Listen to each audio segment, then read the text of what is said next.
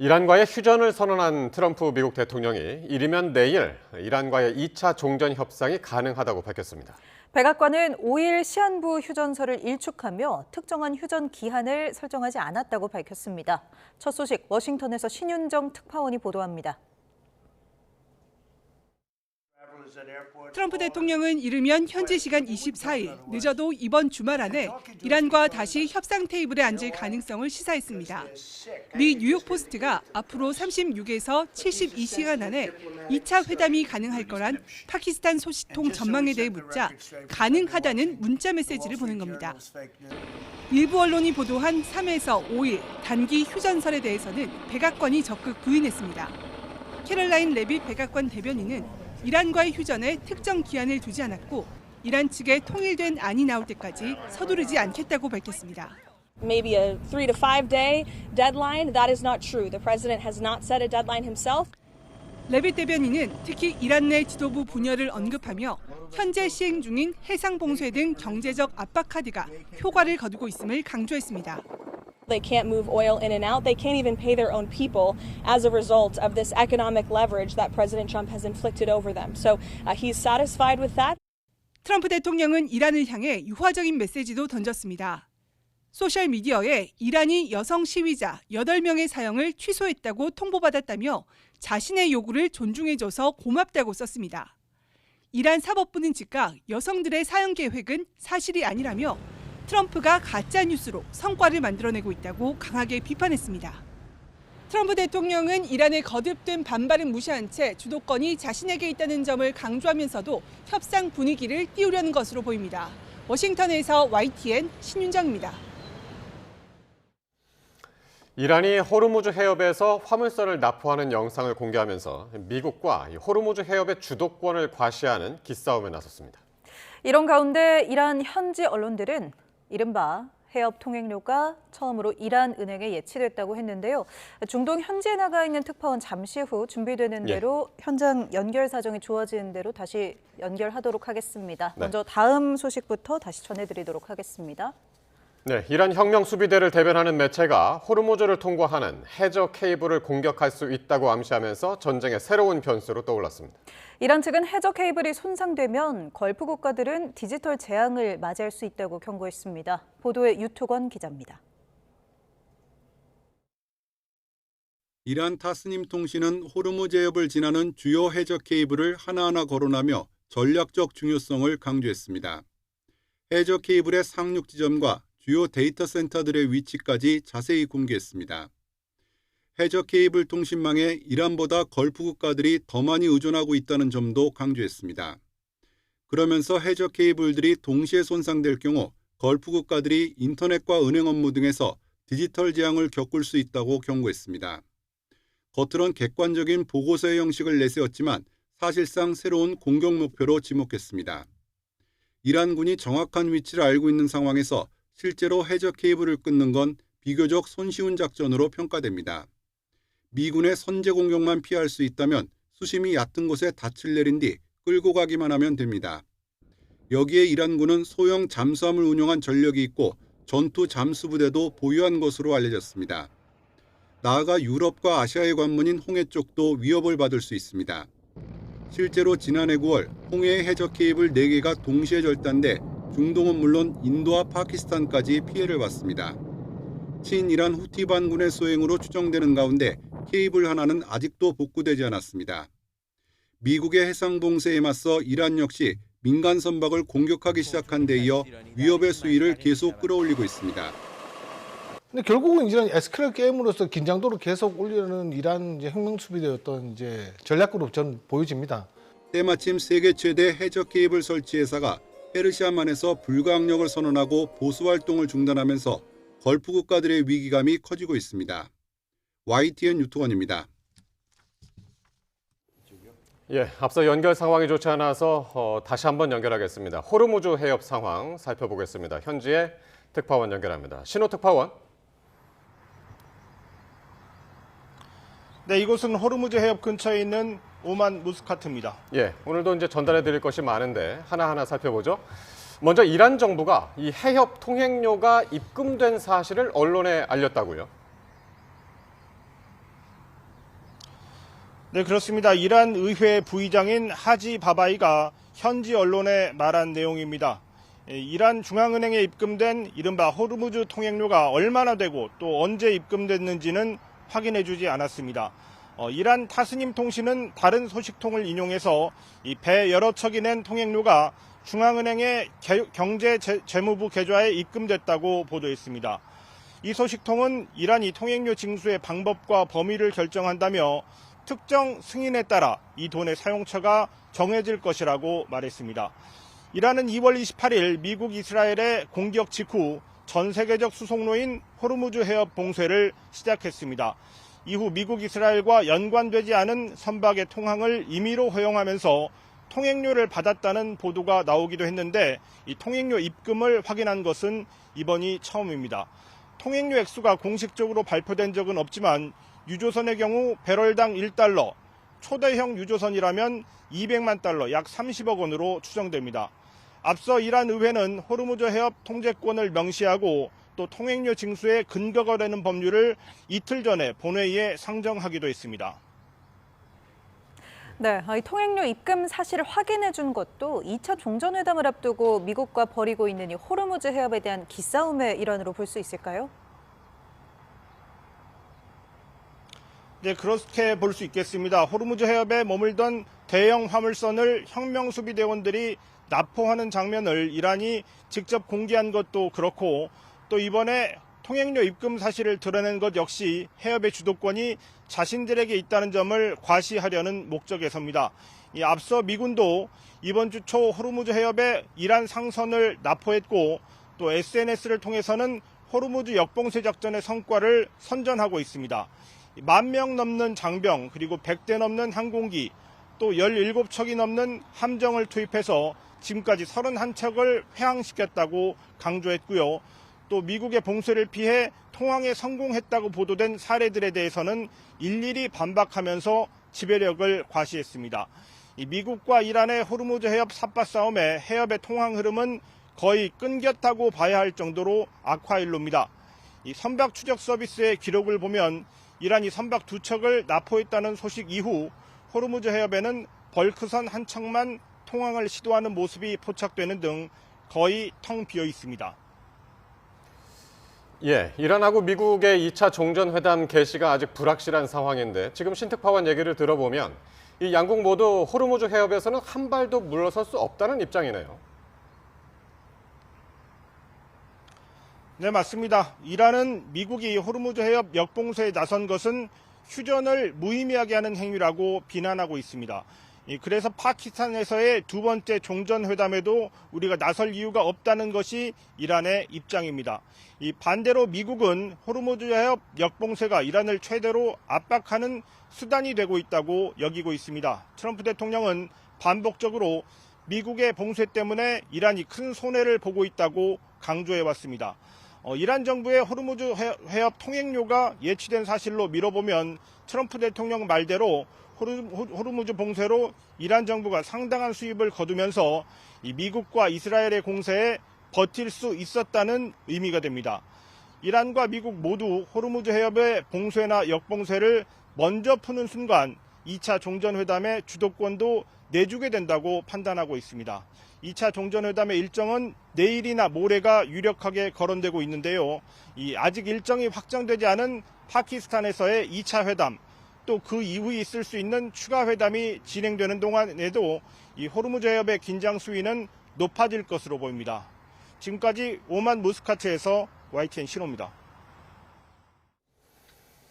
네, 이란에 파견된 우리 정부의 외교장관 특사가 이란 외교장관을 만나서 호르무즈 항행 보장을 요청했습니다. 이란 측은 그러나 호르무즈의 불안정한 상황은 미국 때문이라며 당장 해협을 개방할 뜻이 없음을 전했습니다. 홍선기 기자가 보도합니다. 이란에 머물고 있는 정병하 외교장관 특사가 현지 시간 22일 아바스 아라그치 이란 외교장관과 만났습니다. 종전 협상 등으로 이란 상황이 여의치 않아 이란에 간 지 열 하루 만에야 만남이 성사된 겁니다. 정 특사는 아라그치 장관에게 이란에 남아있는 우리 국민과 호르무즈 봉쇄로 고립된 우리 선박과 선원의 안전에 대한 관심을 당부했습니다. 그러면서 고립 2달이 다 돼가는 우리 선박을 비롯한 모든 선박과 선원들이 호르무즈를 빠져나올 수 있도록 이란 측에 협조를 요청했습니다. 이란의 체류 중인 우리 국민과 해협 내의 우리 선박의 안전 확보를 위한 우리 정부의 그 강력한 의지를 소시현한 것이라고 봅니다. 아라그치 장관은 이에 대해 한국인 안전 확보를 위해 이란 정부가 지속적인 관심을 기울일 것이라고 약속했습니다. 그러나 선박들의 호르무즈 통과 요청에 대해서는 직접적인 답을 하지 않은 것으로 전해졌습니다. 오히려 지금 호르무즈 해협의 불안정은 미국과 이스라엘 때문이라면서 종전 협상을 두고 벌어진 미국과 이란의 공방을 그대로 전했습니다.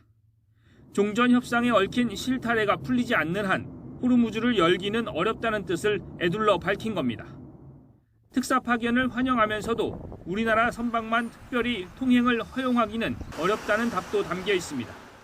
정병하 특사는 아라그치 장관 외에도 이란 외교부 정무차관과 경제차관 등 고위급 인사들을 만나 한국인 안전 보장을 위한 이란 측의 협조를 요청하고 있습니다. YTN 홍성기입니다. 이란과 전면전을 펼치고 있는 미국 국방부가 군 수뇌부를 잇따라 경질하면서 이 강경파 독주 체제로 재편되고 있습니다. 교착 상태에 빠진 이란과의 협상에도 영향을 미치면서 미국의 출구 전략 찾기가 더 어려워질 수도 있어 보입니다. 권영희 기자가 보도합니다. 이란과의 일촉즉발 상황에서 미 해군 수장 존 펠란 장관이 전격 경질됐습니다. 후임엔 트럼프 미국 대통령의 신임이 두터운 참전 용사 출신 홍카오 대행이 임명됐습니다. 피트 헤그세스 국방장관과는 군 개혁을 함께해온 정치적 동지입니다. 불과 보름 전 랜디 조지 육군 참모총장에 이어 해군 수장까지 교체되면서 펜타곤 내 헤그세스 1인 천하가 완성됐습니다. 전쟁 조기 종결과 외교적 협상을 중시해온 J.D. 벤스 부통령 측 현실주의 파벌은 급격히 힘을 잃었습니다. 그 빈자리는 압도적 무력으로 이란 정권 자체를 무너뜨리겠다는 강경파들이 차지했습니다. We are locked and loaded on your critical dual-use infrastructure, on your remaining power generation, and on your energy industry. We're ready to go at the command of our president and at the push of a button. 이런 강경 기조는 이란 전쟁의 성격을 근본적으로 바꿀 수 있습니다. 단순한 핵시설 타격을 넘어 이란 정권의 완전한 붕괴를 노리는 전술 변화입니다. 전쟁이 예상대로 풀리지 않으면서 수렁에 빠진 트럼프 대통령이 이런 분위기 속에 극단적인 결정을 내릴 가능성도 있습니다. President Trump seems keen on taking the madman theory to new heights by demonstrating that there is basically no red line, no limitation in what is he's willing to do in order to achieve his objectives. 호르무즈 해협 재개방이란 성과 없이는 승리를 장담할 수 없다는 조급함이 군 내부 숙청과 강공을 동시에 부추기고 있다는 분석입니다. 펜타곤의 새 질서는 전문성과 절차보다는 충성심과 강경 기조가 돼버렸습니다. 전시 상황에서 단행된 이례적인 미군 수뇌부 교체가 교착 상태에 빠진 협상에 어떤 영향을 미칠지 전 세계가 주목하고 있습니다. YTN 권정입니다. 이스라엘이 레바논 남부에 잇따라 공습을 가해 5명이 숨졌습니다. 현지 시간 22일 타이리 마을에 무너진 건물 잔해에서 다친 기자를 구조하려던 구조대에 이스라엘 드론이 수류탄을 투하했습니다. 이 공격으로 다친 채 주택에 피신해 있던 레바논 일간지 알 아크바르 소속 아말 칼릴 기자를 포함해 3명이 숨졌습니다. 같은 날 요모르 지역에서도 추가 공습으로 2명이 더 숨졌습니다. 이스라엘은 미국의 중재로 레바논과 휴전 합의를 발표한 뒤에도 공습을 이어오고 있습니다. 홀로코스트라는 역사적 비극을 겪은 국가가 민간인 피해 논란 속에서도 왜 이토록 강경 대응을 멈추지 않는지 김승환 기자가 정리했습니다. 2023년 10월 7일은 이스라엘의 트라우마로 남아 있습니다. 하마스 등 팔레스타인 무장 세력이 기습 공격한 이른바 17 사태가 발생했기 때문입니다. 마을과 축제 현장이 공격받으면서 민간인이 대거 희생됐고 국가 방어 체계가 무너진 경험은 이스라엘 사회에 큰 충격을 남겼습니다. אזרחי ישראל, אנחנו במלחמה, לא במבצע, לא בסבבים, במלחמה. הבוקר חמאס פתח במתקפת פתע רצחני נגד מדינת ישראל ונגד אזרחיה. 영국 파이낸셜 타임스는 이스라엘 내부에서 17 사태가 안보 체계의 실패를 보여준 사건으로 받아들여졌고 단순한 억지 전략이 충분하지 않다는 인식이 확산하면서 적극 선제적인 군사 행동을 정당한 선택으로 보기 시작했다고 전했습니다. 네타냐후 총리는 지금 이 헤즈볼라나 레바논이 중요한 게 아니라 어쨌든 이 전쟁을 크게 끌고 가고 싶은 마음이 간절할 거예요. 이런 변화는 군사 전략뿐 아니라 이스라엘 사회 전반의 안보 인식과도 맞물려 있다는 분석이 나옵니다. 과거 홀로코스트의 가슴 아픈 기억이 보편적 인도주의로 이어지기보다 위협으로부터 자신을 지켜야 한다는 생존 중심 인식으로 자리 잡았다는 겁니다. 지난해 7월 영국 가디언지에는 홀로코스트 연구자 400여 명이 연명한 공개 서한이 실렸는데 이들은 이스라엘의 가자지구 공격을 비판하며 홀로코스트의 기억이 대규모 폭력을 정당화하는 데 활용되고 있다고 쓴소리하기도 했습니다. 이란이 과연 이스라엘을 그렇게 홀로코스트 할 수 있는 능력은 없는 거거든요. 그런데 전쟁을 하는 명분으로 제2의 홀로코스트를 언급하는 것은 저는 정말 부적절하고요. 민간인 피해가 이어지는 상황에서 이스라엘이 안보를 이유로 과도한 군사력을 사용하고 있다는 국제사회의 비판이 커지고 있습니다. YTN 김승환입니다. 네, 이번에는 중동 사태 55일째 상황을 전문가들과 함께 짚어보겠습니다. 네, 차두현 아산정책연구원 부원장, 김덕일 고려대 중동이슬람센터 연구위원 스튜디오에 함께합니다. 두 분 어서 오십시오. 네, 안녕하십니까? 자, 미국하고 이란 협상이 지지부진한 상황인데요. 이 36시간에서 72시간 내에 회담이 가능하다라는 보도가 나왔고 그걸 기자가 물어보니까 트럼프 대통령이 직접 기자한테 가능하다. 네네. 이렇게 이제 문자를 보냈다는 거 아닙니까? 네네. 이게 실제로 가능한 이야기입니까? 아니면 뭐 가능성을 그냥 한번 띄워보기 네, 했을까요? 트럼프 대통령의 특유의 이 기대 반 그리고 띄워보기 반 이런 멘트로도 볼 수가 있지만요. 이게 완전히 근거가 없는 거는 아닌 걸로 생각이 돼요. 왜냐하면 일단 중재를 하고 있는 파키스탄이 지금 조금만 더 기다려보면 아마 결과가 나올 것 같다. 뭐 이런 지금 메시지를 전했을 가능성도 있고요. 예. 두 번째는 뭐 트럼프 대통령 지금과 그 측근들의 전제는 역봉쇄가 통하고 있다. 그리고 이란도 이렇게 역봉쇄를 지속하면 오래 버티지 못할 거다. 지금 이란 전쟁 지도부도 이렇게 판단하고 있는 것 같고요. 무엇보다 또 이 지금 시간을 정하진 않았지만 가능하다라고 한 얘기는 이게 조기에 해결 안 되면 결국은 무한정 시간 끌지는 않겠다. 결국은 다시 군사 행동을 언제라도 재개할 의지가 있다라는 지금 뉘앙스도 내포를 하고 있는 거거든요. 결과적으로는 왜냐하면 이게 상황이요. 일주일만 여기서 흐르게 되면 미국 내에서 또 이른바 얘기하는 트럼프 대통령은 항상 꽁무니를 뺀다. 팝콘 논쟁이 다시 나올 수밖에 없어요. 본인도 그 사실을 잘 알고 있기 때문에 지금 가능한 한 이 시간 내에 2차 협상이 이루어져야 된다라는 나름대로의 고민도 있는 거고요. 그러니까 다음 주 넘어가면 진짜 5월로 이어지는 거거든요. 그렇죠. 이게 만약에 넘어갈 경우에는 어떤 방향으로든 또 다른 돌파구를 찾아야 되겠다라는 그런 의지도 내포가 돼 있는 거죠. 네, 이처럼 트럼프 대통령은 뭔가 자신이 이 상황을 좀 통제하고 있다는 걸 좀 보여주려는 그런 의도로도 읽히는데 반면 백악관은 이 휴전 연장의 기한도 없고 또 협상도 서두르지 않겠다 이런 답을 내놨습니다. 트럼프 대통령과 백악관의 이야기가 좀 다른 이유가 뭘까요?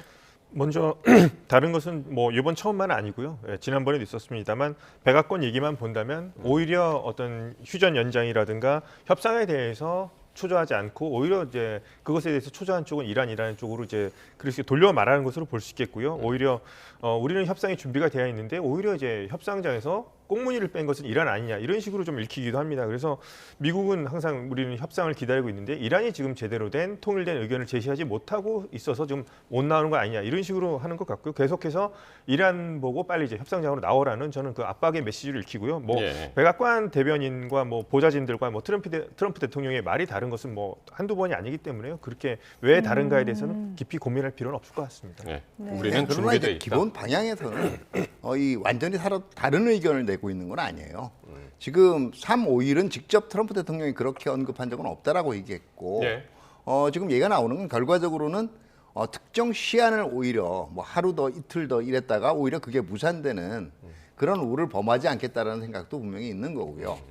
그리고 결과적으로 시한을 설정하지 않았다는 것도 언제든 이 협상 전망이 불투명할 때는 또 행동에 나설 수도 있다라는 또 압박의 메시지도 같이 있는 거기 때문에요. 뭐 지금 트럼프 대통령하고 백악관이 완전히 다른 소리를 하고 있다.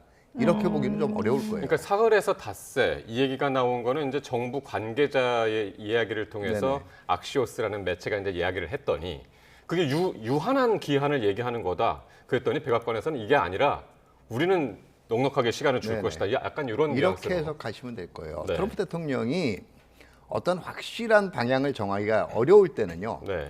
여러 가지 대안들을 한번 띄워봐요. 그래서 그 중에서 가장 그래도 지지를 많이 받을 수 있는. 자, 이거 한번 돌아볼까요? 트럼프 대통령 호르무즈 해협과 관련해서도요. 답답한 국가들이 알아서 풀라 그랬죠. 그러다가 이게 이란하고 그럼 같이 통행료 받을 수도 있지 않나 이렇게 나오다가 이제 완전 개방으로 나오고 역봉쇄로 갔단 말이에요. 그러니까 결과적으로는 초기에 여러 가지 대안을 띄워보는 과정에서 이 통행료를 공동 징수하거나 이랬다가는 오히려 더 큰 비판에 직면하게 될 가능성이 있고 그냥 자유통항으로 회복으로 밀어붙이는 게 낫다라고 했고 거기에 대해서 이란에 대해서 압력을 가할 수 있는 수단이 그 해협의 역봉쇄라고 본 거거든요.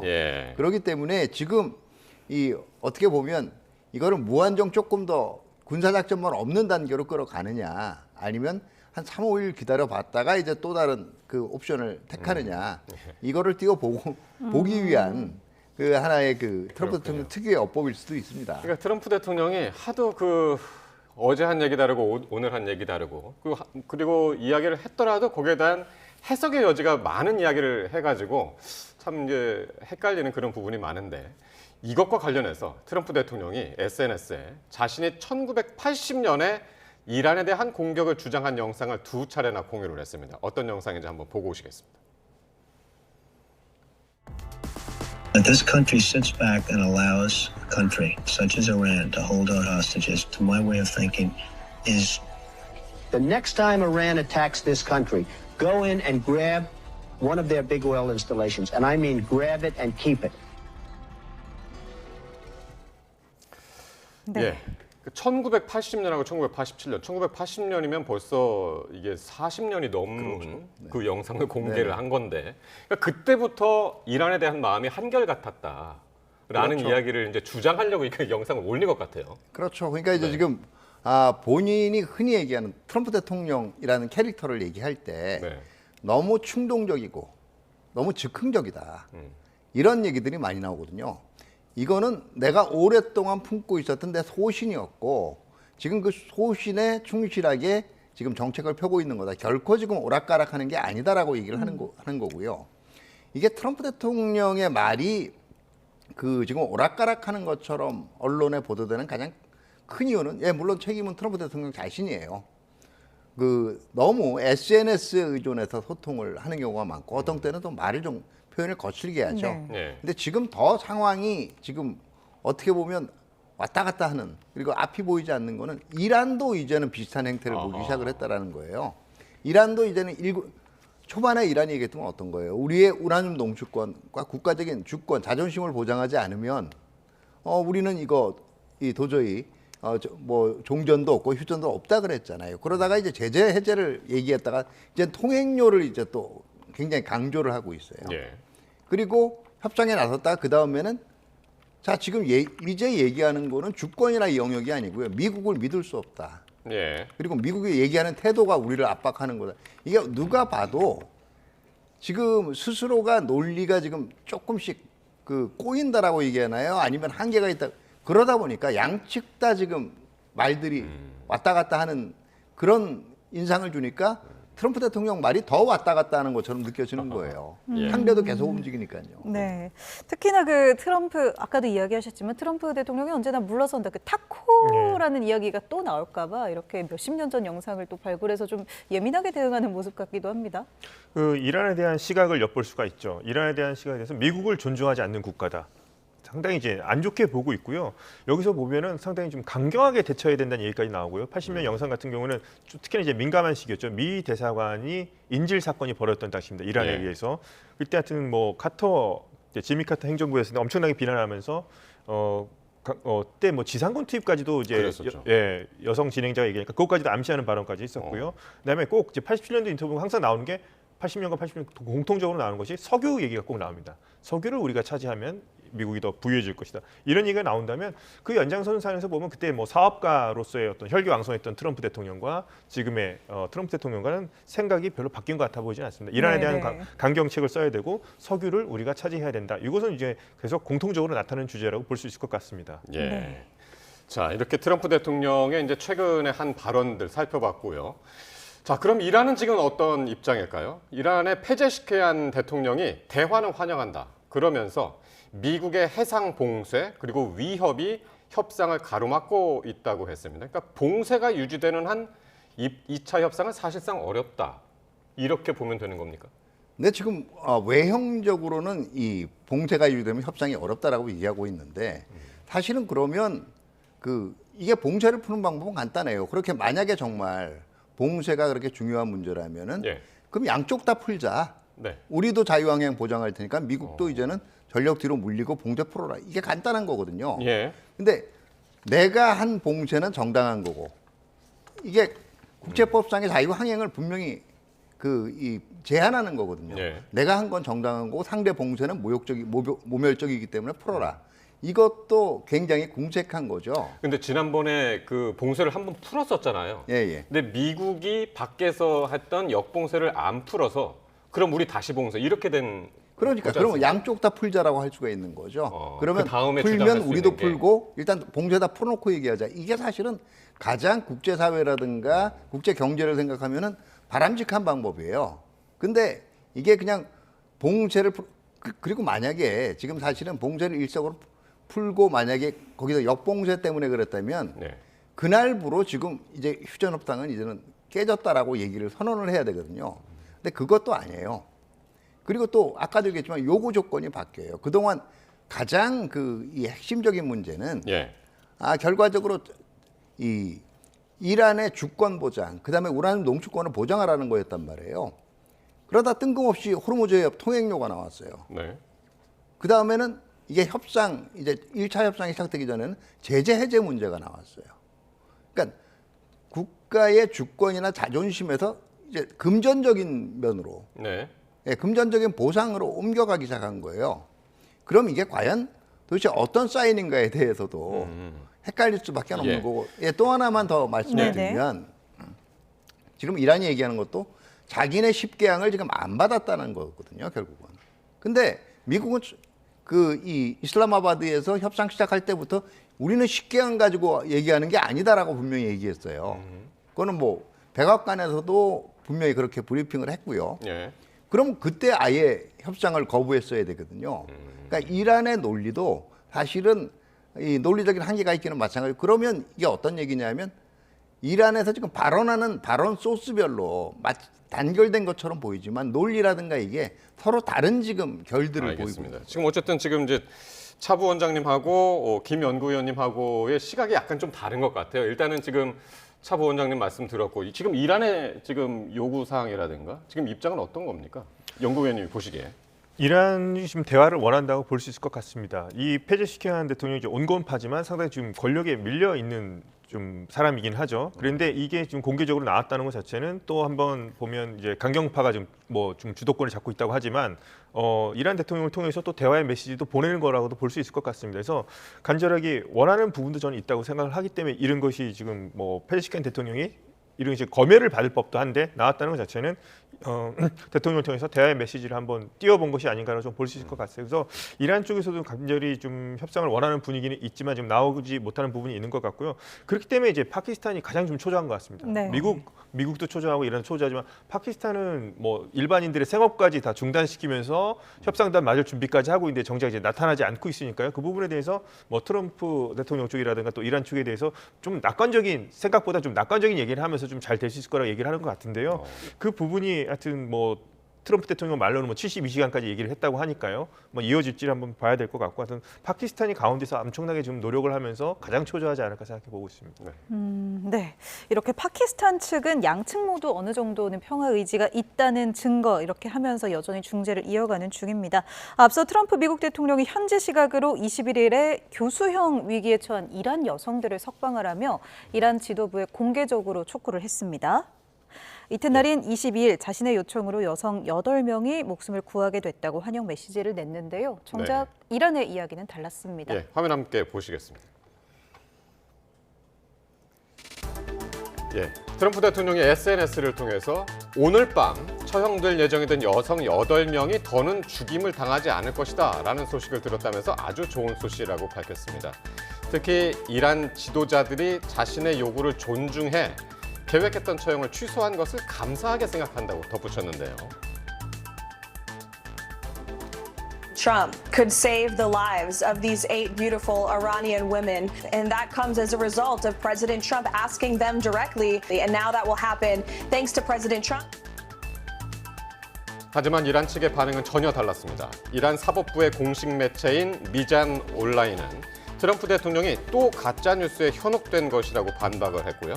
그러면서 여성들 일부는 벌써 석방된 상태, 또 나머지 인원도 징역형은 몰라도 사형에 처할 혐의는 아니다라고 강조를 했습니다. 예, 트럼프 대통령 이게 바로 이제 24시간 내에 올린 글들입니다. 이게 그러니까 이 여성들을 석방해 준다면 협상의 훌륭한 출발점이 될 것이다. 라면서 글을 올렸고 바로 이제 한 하루 정도 지난 다음에 감사하다면서 또 이제 SNS를 올렸단 말입니다. 이거 이란에서는 부인을 하고 있고, 예, 이 상황 어떻게 보십니까? 이게 지금 오히려 이런 부분이 트럼프 대통령 논거가 좀 왔다 갔다 하는 부분이에요. 왜냐하면 전쟁을 처음에 시작을 할 때는요, 인권이나 이란 내에서의 인도주의적인 문제 자체는 거의 거론을 하지를 않았어요. 그러니까 이란 내에서의 민주주의 회복이라든가 이것도 없었습니다. 그냥 위험한 무기, 즉 핵무기의 제거라는 거에 중점을 두다가 지금 뜬금없이 이제 지금 여성에 대한 이 편척, 그리고 이제 이 법치를 오히려 강조하는 모습을 보였단 말이에요. 이거는 저는 다분히 계산된 거라고 봐요. 왜냐하면은 지금 5월 1일이 지나면 5월 1일이 되면 벌써 미국의 대통령의 전쟁 권한법 워파워 액트에 입각한 60일 의회 승인 없이도 군사작전을 할 수 있는 기간이 이제 종료가 되죠. 여기는 이제 의회 승인을 받아야 된다는 거죠. 의회하고 이제 철수 준비를 한다는 걸로 한 달 정도를 더 연장할 수는 있어요. 의회의 협의하에. 근데 지금 어차피 미국 민주당을 비롯한 공화당 내에서 개입을 반대하는 측에 사실 이런 메시지를 던진 거나 마찬가지예요. 지금 이렇게 아무나 사용한다는데 이 정권을 그대로 둘 거야? 이렇게 하고 군사작전을 종료할까라는 어떻게 보면 메시지를 던진 거나 마찬가지고요. 또 실질적으로 미국 이 여론들이 좀 미묘한 게 뭐 이 전쟁에서 지상군을 파병한다거나 전쟁이 장기화되는 것들은 뭐 과반수 이상이 지금 반대해요. 근데 동시에 또 기존의 이란 정권의 성격이 그대로 연장되는 것도 그런 상황에서 전쟁이 끝나는 것도 과반수 이상이 반대를 합니다. 그렇기 때문에 아마 이런 여론들도 지금 조금 환기를 해보자고 한 것 같아요. 네, 실제로 이제 이란 쪽 반응을 보면요, 이란은 이제 이들 여성 중에 일부가 뭐 이미 석방됐었고 나머지도 사형에 처할 정도는 아니었다. 그러니까 좀 미국이 이걸 좀 부풀렸다 이렇게 주장하고 있는 것 같습니다. 어떻게 보세요? 만약에 뭐 가짜 뉴스에 뭐 현혹됐다고 얘기를 할 수 있겠습니다만, 만약에 이게 사실이라면 이란은 트럼프 대통령 요구를 존중해서 정말 휘둘리게 되는 듯한 느낌을 받게 되는 사법부라는 것 자체가. 그런데 이 부분은 좀 생각해볼 필요가 있을 것 같은 게, 먼저 1월 달부터 트럼프 대통령 이 얘기를 했었습니다. 그러니까 1월 달에 엄청난 시위가 있었었죠, 이란에서. 시위가 있고 난 다음에 그때도 이제 처형이 사형 집행이 한다고 했을 때 트럼프 대통령이 경고를 한번 날린 적이 있었습니다. 그때도 전쟁에 간이 안 나냐 나왔었는데, 그때도 이란이 사형 집행을 연기해줘서 뭐 다행이다, 뭐 이런 얘기를 한번 한 적이 있었습니다. 1월 달에 한 적이 있었고요. 요번에도 이제 이런 얘기를 했는데요. 그래서 트럼프 대통령이 이런 식으로 하면서 이제 어떤 이란 내 사람들 같은 거를 좀 움직이는 효과도 있을 겁니다. 그러니까 반정부 정서를 좀 움직이는 것도 있을 거고요. 그런 것도 있을 거라 볼 수 있겠고, 그다음에 트럼프 대통령이 어떤 그래도 SNS의 어떤 좀 순기능 중에 좀 하나라고 볼 수 있는 게 지금 휴전 전시 체제가 되고 나서 이란에서는 엄청나게 많은 지금 사형 집행이 이루어지고 있습니다. 공개적으로 교수형 같은 게 이루어지고 있고요. 미성년자 이루어지고 있습니다. 그러니까 1월달에 시위를 했다는 이유만으로 완전 뭐 국가의 어떤 역적 취급을 받아서 지금 엄청나게 많은 사람들이 지금 교수형을 당하고 있습니다. 미성년자까지 포함해서 그 부분이 상당히 좀 잊혀진 면도 있었거든요. 그런데 뭐 트럼프 대통령 SNS의 어떤 순기능이 이번에 한번 좀 나온 것 같긴 합니다. 그래서 이것은 뭐 진실 여부를 떠나서 트럼프 대통령이 이런 인권 문제를 좀 환기시킨 것은 뭐 전쟁과 별개로 해서 저는 그래도 좀 좋은 효과가 하나 있었다. 저는 그렇게 생각합니다. 네. 그렇군요. 자, 그런데 이렇게 이제 휴전 연장까지 이제 선언을 했는데도 호르무즈 그 해협 상황은 전혀 그렇지 않은 것 같습니다. 선박을 납포하고 또 발포 뭐 이런 것들이 이제 계속 이어지고 있는데 휴전이 사실상 육상에서는 적용이 되지만 해상에서는 이미 깨진 상태 이렇게 보여지는데요. 아니요, 휴전이 깨졌다라고 보기는 힘들죠. 왜냐하면 휴전이 깨졌다라고 얘기하는 건 네. 적대행위라는 쌍방 간의 충돌을 했을 경우에요. 이거는 지금 어떻게 보면 휴전보다 더 안 좋은 상태죠. 민간 선박을 붙잡고 사실상 인질로 잡고 있는 거나 마찬가지이기 때문에 그러나 엄밀한 용어로 얘기할 때 휴전이 깨졌다라고 보기는 어려운 거죠. 그러니까 양측이 직접적으로 군사적으로 격돌하는 게 아니잖아요. 예. 그러니까 아직 휴전이 깨졌다라고는 볼 수 그렇죠. 없는 상태지만 휴전이라는 건 말 그대로 적대행위에 종사하는 쌍방 또는 다방 간에 지금 교전행위를 그만두자라는 거잖아요. 그런데 사실상 휴전이 되면 우리가 호르무즈 해협이 좀 열리고 배들이 좀 오가고 이런 그림을 생각했는데 이 하루 통과하는 그렇죠. 긴장은 선박이 계속되고 있는 130척이었는데 한 척 수준으로 완전 급감했거든요. 네.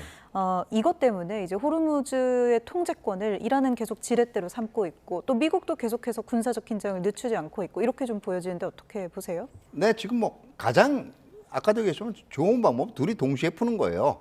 근데 양쪽 다 현재는 그럴 의지가 없는 걸로 보여집니다. 왜냐하면 미국 같은 경우에는 지금 이게 통화는 이란에 대한 군사 활동을 하지 직접적인 군사 행동을 하지 않고도 통할 수 있는 하나의 대안이라는 생각이 들었기 때문에 트럼프 대통령의 퍼스널리티가 남의 그 어떤 단점을 잡고 자신의 우위는 참으로 집요할 만큼 활용을 하거든요.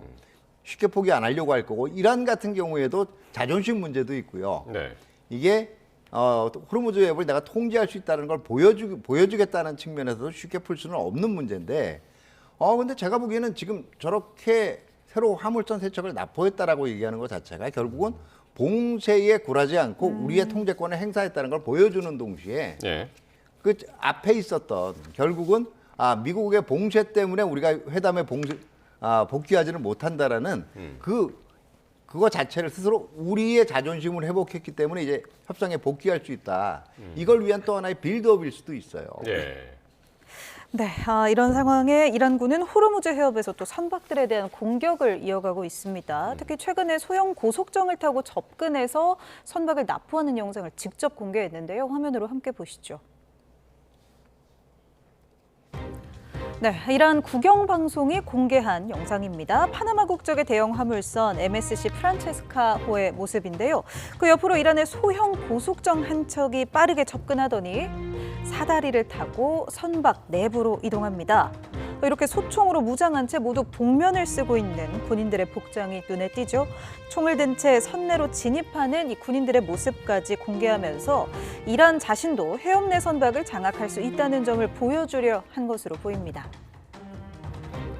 이보다 앞서 미군도 이란의 화물선 투스카호에 이어 유조선 티파니호를 납포한 영상을 공개한 바 있죠. 이에 이란군도 맞불 성격의 군사활동 영상을 공개한 것으로 보입니다.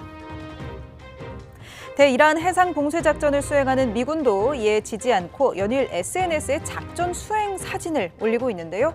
최근에는 음악과 멋진 자막을 입힌 제작 영상까지 공개했습니다. 함께 보실까요?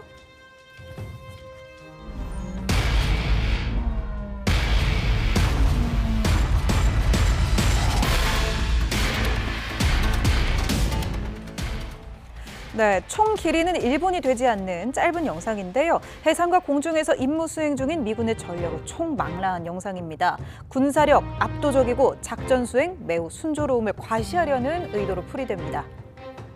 이란도 앞서 친정부 지표에 자신들의 신형 탄도미사일을 가지고 나와서 전의를 고취시키기도 했죠. 호르무즈 해협의 봉쇄가 길어지면서 양측 모두 휴전을 향한 간절한 마음은 숨긴 채 여론전조차도 질 수 없다는 팽팽한 기싸움을 이어나가고 있습니다. 자, 휴전 기간 동안 진짜 그 영상을 통해서 지금 서로 이제 기싸움을 하는 그런 모습인 것 같은데 어쨌든 둘 다 납포 영상을 올렸습니다. 하는 미국에서는 이제 헬기를 이용해서 납포 작전을 펼치는 모습 보여줬고, 그리고 이란에서는 사다리를 타고 이제 올라가는 모습 보여줬는데 납포 작전 영상만 봐서는 방식이 다르네요, 완전히. 방식이 좀 다르고요. 여기서 좀 해군력의 차이 같은 것이 좀 드러나는 것 같습니다. 미국이 조금 더 큰 항모라든가 큰 함정들을 이용해서 또 헬기까지 이용해가지고 이렇게 해병대를 또 헬기에서 내려오면서 이렇게 투입하는 작전을 보여줬다면 이란은 좀 고속정들, 그들이 자랑하는 좀 조그만 크기의 고속정들이죠. 그걸 통해서 사람들이 복면을 쓴 사람들이 이제 사다리를 타고 올라가면서 똑같이 이제 납포하는. 그래서 우리도 서로 간에 납포할 수 있다는 걸 이제 보여주기 위해서 좀 기싸움을 하는 거라 볼 수 있겠습니다. 물론 이제 방법은 조금 더 이란 측이 조금 더 작아 보이긴 합니다만 우리 똑같이 호르무즈 해협에서는 우리도 똑같이 납포할 수 있고 미국도 역시 계속해서 호르무즈 밖에서 역봉쇄 차원으로 납포할 수 있다. 이것을 이제 보여주기 위해서 기싸움 형태로서 계속해서 선전전을 벌인 거라고 생각합니다. 그러니까 저 방식이 지금 이란에 남아있는 사실은 잔여 전력을 보여주는 것이기도 해요. 보통 뭐 이란도 헬기로 못 들어갈 이유는 없어요. 똑같이 하자면. 근데 문제는 그렇게 하면 지상기지에서 출발을 해야 돼요. 그렇죠. 쉽게 얘기하면 보통 이 헬기를 싣고 다닐 만한 크기에 그 정도의 함정이 남아있지가 않다라는 얘기입니다.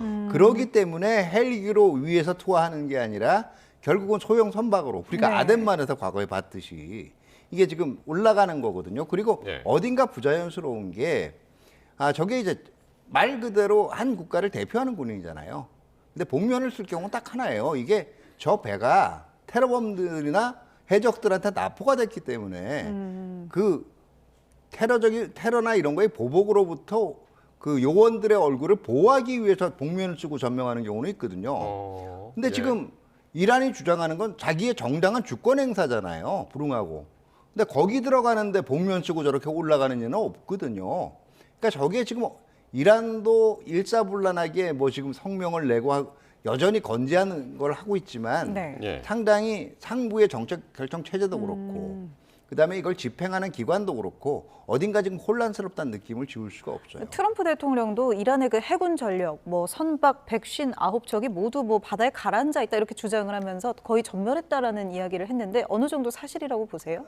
제가 볼 때는 허풍은 아닐 거예요. 그러니까 소형 선박들을 제외하면 실질적으로 이른바 얘기하는 뭐 우리가 포가 달리고 한 뭐 초계양급 이상은 지금 이미 침몰했거나 작전이 불가능한 상태로 봐야 되겠죠. 그게 있다면 벌써 아마 활용을 했을 거예요. 근데 이제 미국 언론에서 이제 또 다른 종류의 이야기가 나왔는데 혁명수비대의 해군 전력이 아직도 60%, 공군력의 3분의 2가 아직도 작전이 가능하다라는 보도가 또 나왔단 말이에요. 약간 좀 상반된 이야기인데 어떻게 보시나요? 뭐 좀 교차 검증을 해봐야 될 것 같은데요. 지금 아직 이런 부분이 좀 뭐 전쟁이 지금 휴전 상태이기 때문에 이란이 뭐 숨기고 있을 가능성도 충분해 보이긴 합니다만 저는 오히려 지금 이런 작전 같은 경우에 해군력 같은 거 보여줄 수 있으면 오히려 보여주는 것이 더 자신들의 전력을 선전할 수 있는 좋은 기회라고 생각했는데 나타나지 않은 걸 봐서는 저는 오히려 진짜 좀 차 부원장님께서 말씀하신 것처럼 이란의 해군력은 사실상 없는 것이 맞지 않는가 그쪽이 그쪽으로 좀 더 신빙성이 있다고 저는 생각이 됩니다. 그리고 아마 잔여 전력 문제는 이렇게 판단할 수가 있어요. 그러니까 파괴되지 않고 남은 전력이 있다라는 거하고요. 그게 실질적으로 가용한 전력이라고 서로 다른 차원이에요. 그러니까 쉽게 얘기하면 비행기가 남아있다라고 해도 활주로가 없으면 이륙 못합니다. 마찬가지로 드론이라든가 이런 그러니까 주로 이제 비대칭 수단들을 얘기하는 건데요. 항공기보다는 드론 같은 거 드론도요. 날릴 수 있는 기본적인 발진기시나 일정한 시설이 갖추어지지 않으면 드론 자체는 부서지지 않고 남아있다라고 해도 이걸 날리는 데는 한계가 있어요. 왜 이란이 초기에 100여 기 이상의 미사일을 날리다가 미사일을 그다음에 하루에 뭐 10여 기 이렇게 줄었거든요. 왜 그러겠어요? 재고는 남아있어요. 쏠 수 있는. 근데 발사대가 얼마가 남아있지 않으면 쏘는 양이 그렇게 줄어들 수밖에 없는 거예요. 그러면 그게 그대로 발사할 수 있는 미사일이나 드론이 남아있다라고 해서 그거를 실제로 전력으로 다 쓸 수 있느냐? 이건 전혀 다른 차원의 문제. 그런데 이란이 조금 전에 이제 앵커 리포트에서 보신 것처럼 이란 국영방송에서 저런 영상까지 공개를 했잖아요. 그런데 백악관은 이 선박 납포에 대해서 미국이나 이스라엘 선박은 아니었으니까 휴전 위반으로는 안 치겠다. 약간 눈 감아주는 듯한 발언을 했습니다. 예, 그런 부분이 있는 것 같습니다. 만약에 그럴 경우에는 정말 전쟁이 재개돼도 어떻게 뭐 할 말이 없을 테니까. 그래서 이란도 또 미국과 이스라엘 선박은 또 공격하지 않는 모습을 보이고 있기 때문에 서로 간에 저는 이렇게 지금 휴전 기간을 좀 이용하면서 아까도 자막에 나왔던 휴전을 향한 간절한 마음은 저는 계속 가지고 있는 것 같고요. 어찌됐든 확전은 정말 안 하려고 확전은 하는 네. 것 같고 지금 이제 친정부 집회에서 이제 탄도미사일 나오고 하니까 이란이 전쟁을 원하는 것처럼 보이긴 합니다만 저는 오히려 이게 협상을 향한 또 신호일 수도 있다고 봅니다. 예, 관제 데모를 한다는 것 자체가 외국과의 협상을 할 때 자신의 협상력을 높이기 위해서 우리 국민들이 이렇게 나서고 있기 때문에 여기까지는 양보할 수 없다. 이런 신호로도 읽힐 수 있거든요. 그래서 저는 이란도 그렇고 미국도 그렇고 휴전을 향한 간절한 마음은 그러니까 협상을 위한 간절한 마음은 서로 간직한 채 지금 체면 때문에 좀 나오고 있는 것이 아닌가. 그래서 파키스탄이 좀 조율을 잘해야 되겠다는 생각이 듭니다. 대체로 비슷한 견해네요. 왜냐하면 지금 자꾸 혁명 수비대를 부각을 하다 보니까 주로 무력을 쥐고 있는 쪽이 목소리를 높이니까 이게 그 전쟁. 근데 사실은요 일반적으로 종교 지도자의 말이 가장 그동안 우선시되는 체제였어요. 여기서 무력이 목소리를 높인다라는 거는 그만큼 조금씩 정책 결정체, 의사 결정체가 바뀌고 있다라는 거고요. 사실은 이게 일단은 종교에서 세속적인 무력의 차원으로 돌아가기 시작하면 신념 이상으로 중요한 것이 권력과 돈입니다. 그러면 협상의 여지는 있다라고 봐야 되는 거죠. 그렇군요.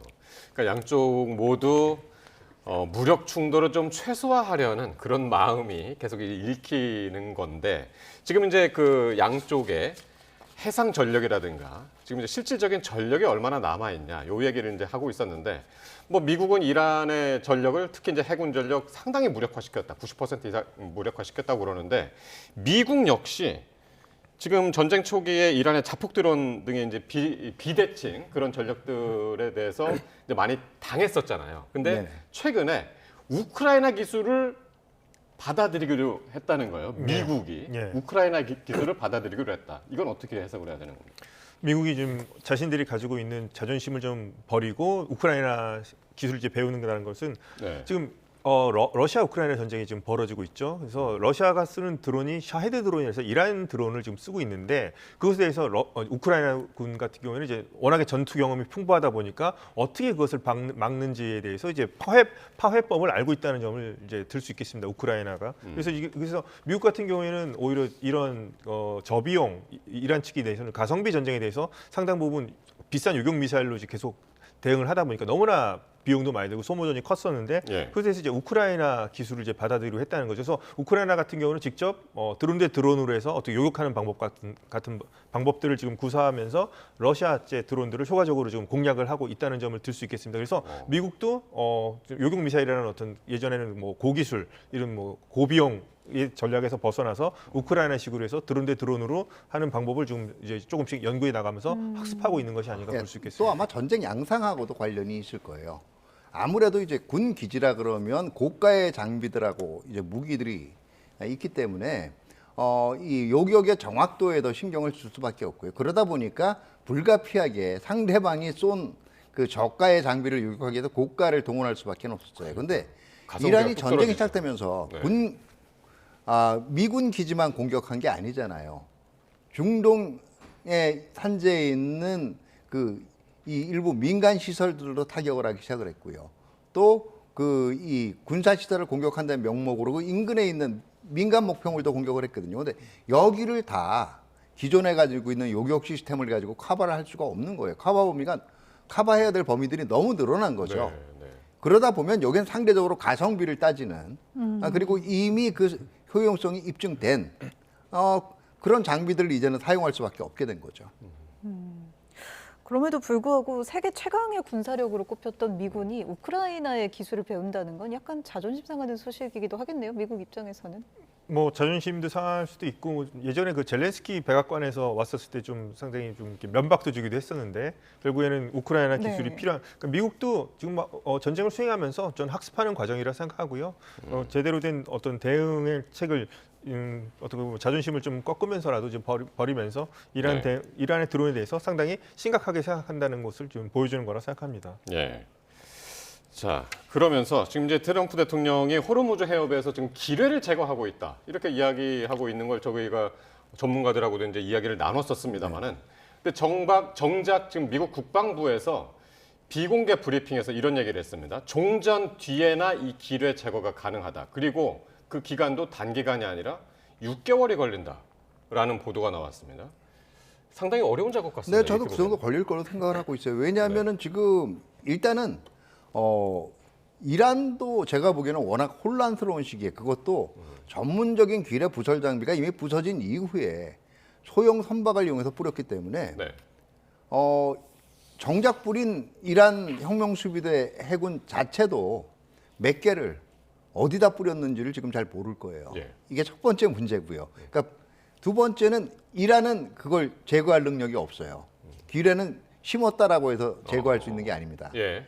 그러면 지금 미국이 제거할 수 있냐고 그러면 미국도 지금 있는 전력들 중에서 일단은 전문적인 기뢰 제거하면요. 지금 현재는 배치돼 있지가 않아요. 저 후방에서 잠깐 지금 정비 중이거든요. 유일하게 할 수 있는 게 지금 구축함에서 구축함들에서 이제 구축함 등의 전투함 등에서 일부 그 작전을 위해서 기뢰를 폭파로 제거를 할 수 있는 방법들은 있습니다. 그리고 이제 드론을 활용하는 방법도 있는데요. 예. 이거 가지고는 아무래도 한계가 있고 전문적인 이 기뢰 부설 이 전력들이 배치가 돼야 그 다음에 이 작전이 가능하고요. 무엇보다도 기뢰를 제거하려면 호르무즈 해협 근처에서 군사적 공격 위협이 없어야 돼요. 네. 그런데 지금 이란의 이게 일부러 역할 분담을 해서 그러는 거랄 수도 있지만 지휘 체계가 일사불란하게 돌아가지 않는 반증일 수도 있거든요. 그리고 종전을 했는데 지금 같은 분위기에서 일부는 나는 도저히 그거 못 받겠다. 독자 행동하는 세력도 충분히 나올 수가 있습니다. 그러면 그런 거를 다 제거해 가면서 작전을 해야 돼요. 그게 난이도가 굉장히 크거든요. 예. 두 번째는 현재 이미 작전에 배치돼 있던 전력들은 또 쉬게 해줘야 된단 말이에요.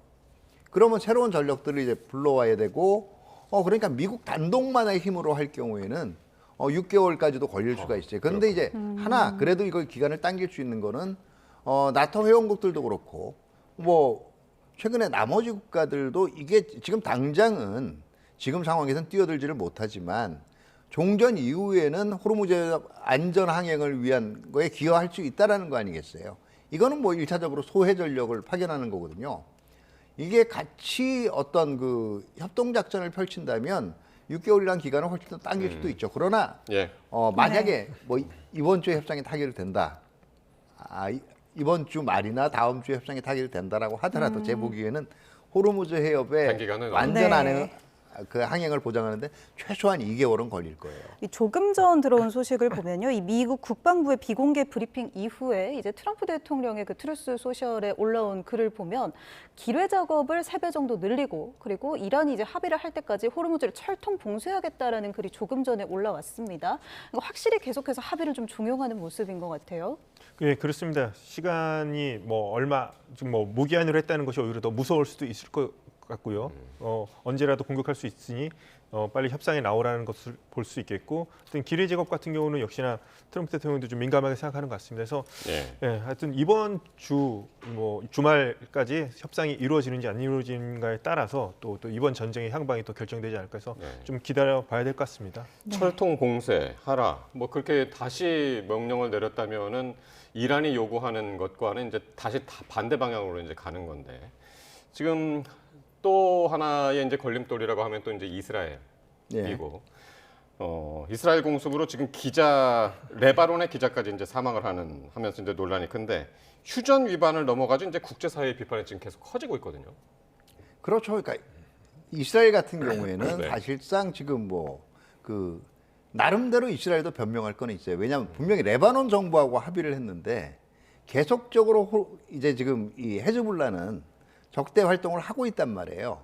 그렇기 때문에 레바논 정부하고 합의를 해도 레바논 정부가 헤즈볼라를 통제를 못하기 때문에 우리는 작전할 수밖에 없다는, 물론 그게 완전히 정당화될 수는 없죠. 특히 이제 무고한 민간인 피해들이 발생을 하고 있기 때문에 어쩔 수가 없는데 이스라엘 입장에서는 적어도 이 전쟁이 빨리 종전이 되면 될수록 그 종전된다 그래가지고 이스라엘의 문제가 끝난 건 아니거든요. 왜냐하면 이스라엘의 입장에서는 사실은 이 전쟁을 기회로 이란 자체는 모르겠지만 이란이 그동안 후원하고 있던 저항의 축이라고 얘기하는 헤즈볼라나 그다음에 후티 반군 그리고 이제 이런 그 무장 세력을 반이스라엘 무장 세력을 완전히 제거하기를 바랬는데 그게 안 된다면은 지금 헤즈볼라는 확실하게 이제 더 이상 당분간 이스라엘의 적대 행위를 하지 못하는 무력화시키겠다라는 그게 조금 조급해진 거죠. 그러니까 이스라엘의 행동 자체가 어떻게 보면 미국이 조만간에 협상에 나설 거라는 또 전망을 바탕으로 한 반증이라고도 볼 수가 있어요. 예. 네, 오늘 두 분 말씀은 여기까지 듣도록 하겠습니다. 차두현 아산정책연구원 부원장, 김덕일 고려대 중동이슬람센터 연구위원 함께했습니다. 두 분 말씀 고맙습니다. 고맙습니다. 네, 감사합니다.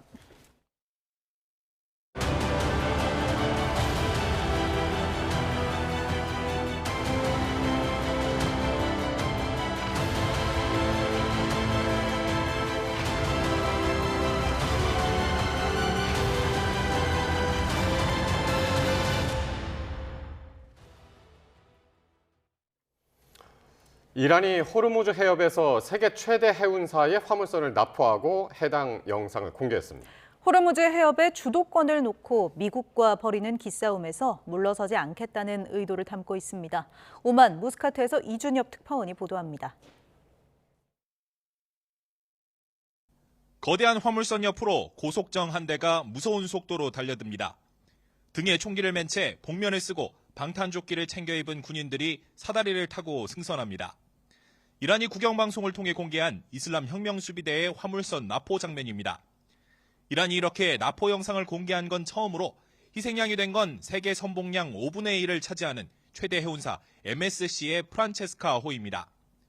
미국의 호르무즈 해협 역봉쇄에도 불구하고 해협의 통제권은 여전히 이란이 쥐고 있다는 것을 대외적으로 과시하는 여론전으로 분석됩니다. 미국 정부 관계자들도 이란이 상당한 수준의 전력을 유지하고 있는 것으로 파악하고 있다는 미국 CBS 방송의 보도도 나왔습니다. 고속정을 포함한 혁명수비대 해군 전력 60%가 아직 건재하며 공군력도 전체 전력의 3분의 2는 여전히 작전이 가능한 상태로 평가했습니다. 미군도 SNS를 통해 호르무즈 역봉쇄 작전에 10,000명 넘는 장병, 100대 넘는 항공기, 17척이 넘는 함정을 투입해 지금까지 31척을 회항시켰다고 선전했습니다. 미국의 봉쇄를 피해 통항에 성공했다고 보도된 사례들에 대해서도 일일이 반박하며 주도권을 미국이 쥐고 있다고 강조했습니다. 미국과 이란의 호르무즈 해협 주도권 다툼에 해협의 통항 흐름은 거의 끊겼다고 봐도 될 정도로 악화일로입니다. 이란은 미국의 호르무즈 해협 봉쇄가 회담을 막고 있다고 주장하지만 미국은 봉쇄를 풀 생각이 없어 보입니다. 해협의 주도권을 놓고 벌이는 미국과 이란의 기싸움은 2차 종전회담 개시 전까지 고조될 전망입니다. 오만 무스카트에서 YTN 이준엽입니다. 미국 국방부는 호르무즈 해협에 설치된 기뢰를 완전히 제거하는데 적어도 반년 이상이 걸릴 것으로 전망했습니다. 그것도 이란과의 전쟁이 끝나야 본격적인 해체 작업을 할 수 있다는 건데 결국 상당 기간 선박들의 안전한 통행은 장담할 수 없게 됐습니다. 김선중 기자의 보도입니다. 트럼프 대통령은 이란과의 전쟁이 시작된 뒤 이란의 기뢰 함정을 모두 파괴했다고 큰 소리를 쳤습니다. Look, we took out just about all of their mine ships in one night. We're up to boat number 60. Every one of their ships, just about all of their navy is gone at the bottom of the sea. 하지만 허풍에 불과했습니다. 미 국방부는 하원 군사위원회 비공개 간담회에서 호르무즈 해협에 이란이 적어도 20개 이상의 기뢰를 설치했다고 보고했습니다. 일부 기뢰는 GPS 기술로 원격 부설돼 탐지하기도 어렵다고 시인했습니다. 특히 기뢰를 모두 제거하려면 적어도 반년 이상은 걸릴 것으로 내다봤습니다. 제거 작업도 전쟁이 완전히 끝난 뒤에나 가능하다고 밝혔습니다. 미국은 앞서 이란과 2주 휴전을 선언하고 협상을 진행하던 지난 11일 기뢰 제거 작전에 착수한다고 발표했습니다. 하지만 실제로는 제거 작업을 시작도 못한 게 드러나면서 여전히 호르무즈의 완전한 개방은 이란 뜻에 달렸다는 걸 인정한 셈이 됐습니다. One mine to hit a hull, and that will send panic through everyone and take us back to the beginning.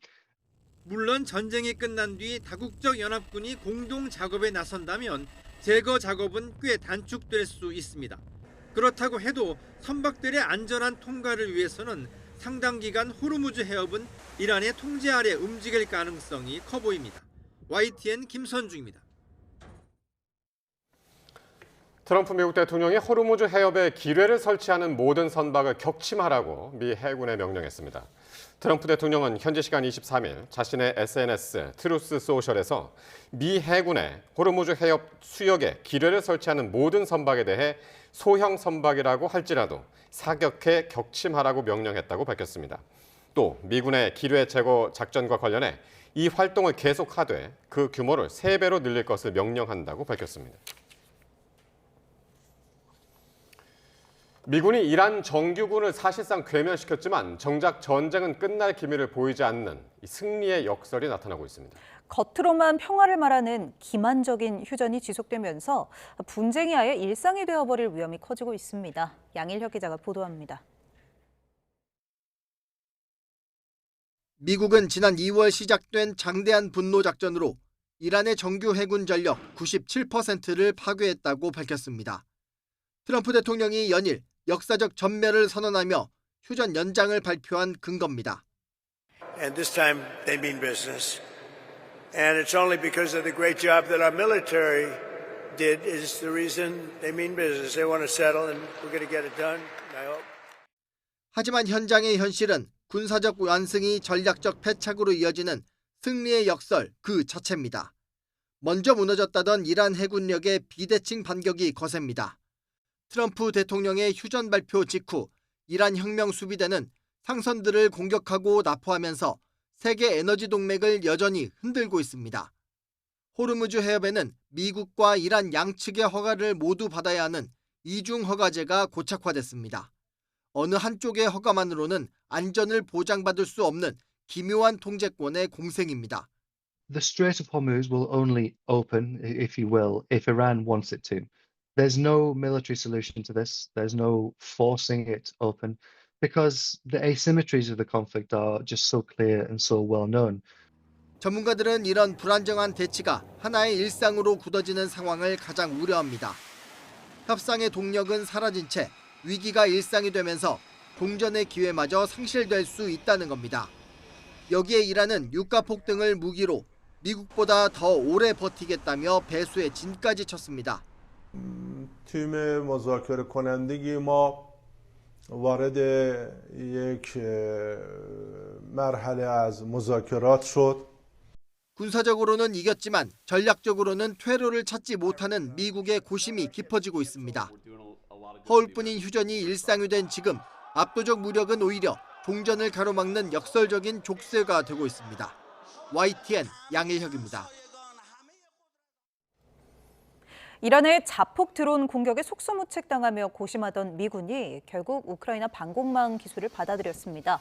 로이터 통신에 따르면 미국은 이란 드론을 방어하기 위해 자국의 중동 내 핵심 군사 자산인 사우디아라비아 프린스 술탄 공군 기지에 우크라이나의 지휘 통제 플랫폼을 실전 배치했습니다. 우크라이나군 장교들은 최근 몇 주간 기지를 방문해 이란의 드론 공습을 탐지하고 요격 드론을 발사하는 방법 등을 미군에 교육했습니다. 트럼프 미국 대통령이 주말 2차 회담 가능성을 언급한 가운데 파키스탄 정부는 다시 한번 중재를 위해 팔을 걷어붙였습니다. 전쟁 이후 더욱 극심한 경제 위기에 몰린 파키스탄이 왜 이렇게 중재에 결박한지 파키스탄 현지에서 권준기 특파원이 전합니다. 저는 지금 파키스탄 주유소입니다. 일반 휘발유 값이 368루피, 한국 돈 거의 2,000원입니다. 전쟁 이후 40% 이상 오른 건데 1인당 GDP가 한국의 20분의 1인 걸 감안하면 엄청나게 비싼 겁니다. 파키스탄이 이란이라는 거대 산유국과 국경을 맞대고도 비싼 기름값을 치르는 데는 이유가 있습니다. 이란과의 송유관 연결 사업이 10년 전에 미국의 대이란 제재로 중단돼 호르무즈 해협을 경유하는 비싼 석유에 의존할 수밖에 없기 때문입니다. 게다가 전쟁 이후 휘발유 값이 오르면서 전반적인 물가도 덩달아 두 자릿수로 뛰고 있습니다. Common man, the cost of living has has increased and there are no job opportunities available, no businesses happening. So where will the economic cycle come in? Where will the flow of money come in? 카타르에서 LNG 수입이 끊기면서 에너지 난도 극심합니다. 지난 주만 해도 하루 3-4시간씩 정전에 들어갈 정도로 에너지 공급에 차질을 빚고 있습니다. LNG का हमारा जो शॉर्टफॉल आया, बाहर से ईंधन नहीं आ रहा, मेरे प्लांट्स बिजली नहीं बना सक रहे और 1530 मेगावाट का शॉर्टफॉल. 특히 70년 가까이 IMF 구제 금융에 의존하고 있는 파키스탄 입장에선 전쟁이 장기화할수록 고통은 커질 수밖에 없습니다. 파키스탄 정부가 종전을 위한 중재에 누구보다 적극적으로 나서는 이유입니다. 트럼프 대통령이 주말 회담 재개 가능성을 언급한 가운데 파키스탄 정부는 미국과 이란 간 입장차를 좁히기 위해 안간힘을 쓰고 있습니다. 트럼프가 극찬한 무니르 총사령관이 이번에도 중재를 위해 뛰고 있는 것으로 전해졌습니다. 이란 정부도 대화의 문은 열려 있다고 밝히면서 파키스탄 현지 언론들은 2차 종전 회담의 불씨가 아직 살아있다고 전했습니다. 과거 오사마 빈 라덴의 은신처라는 오명과 테러 온상이라는 꼬리표가 붙었던 파키스탄. 미국과 이란 사이 중재 성사는 절박한 과제입니다. 파키스탄 이슬라마바드에서 YTN 권준규입니다. 트럼프 미국 대통령이 대이란 휴전 연장을 전격 발표하기 직전 투자 시장에서 원유 가격 하락에 또다시 대규모 베팅이 몰린 것으로 드러났습니다. 로이터 통신에 따르면 트럼프 대통령이 현지 시간 21일 휴전 연장을 발표하기 불과 15분 전 트레이더들은 브렌트유 선물 4,260 계약을 매도했습니다. 당시 브렌트 선물 가격 기준으로 4억 3천만 달러, 6,300억 원어치에 해당하며 유가 하락을 노린 대규모 방향성 베팅이었습니다. 대이란 전쟁 개시 이후 유가 급변을 겨냥한 수상한 거래는 이번이 4번째로 이달 들어서만 3차례나 발생했습니다. 이란 전쟁으로 인한 호르무즈 해협 봉쇄 여파로 중미 파나마 운하 통행료가 사상 최고치로 치솟았습니다. 현지 시간 22일 파이낸셜 타임스는 파나마 운하의 수문 통과권 경매 가격이 평균 83만 7천 달러, 우리 돈 약 12억 4천만 원으로 전쟁 전보다 10배가량 급등했다고 보도했습니다.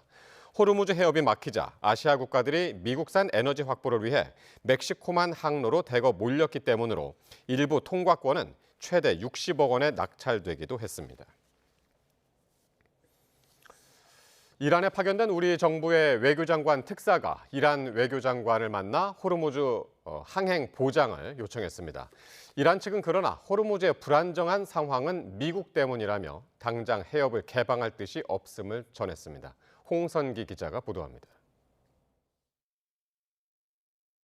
이란에 머물고 있는 정병하 외교장관 특사가 현지 시간 22일 아바스 아라그치 이란 외교장관과 만났습니다.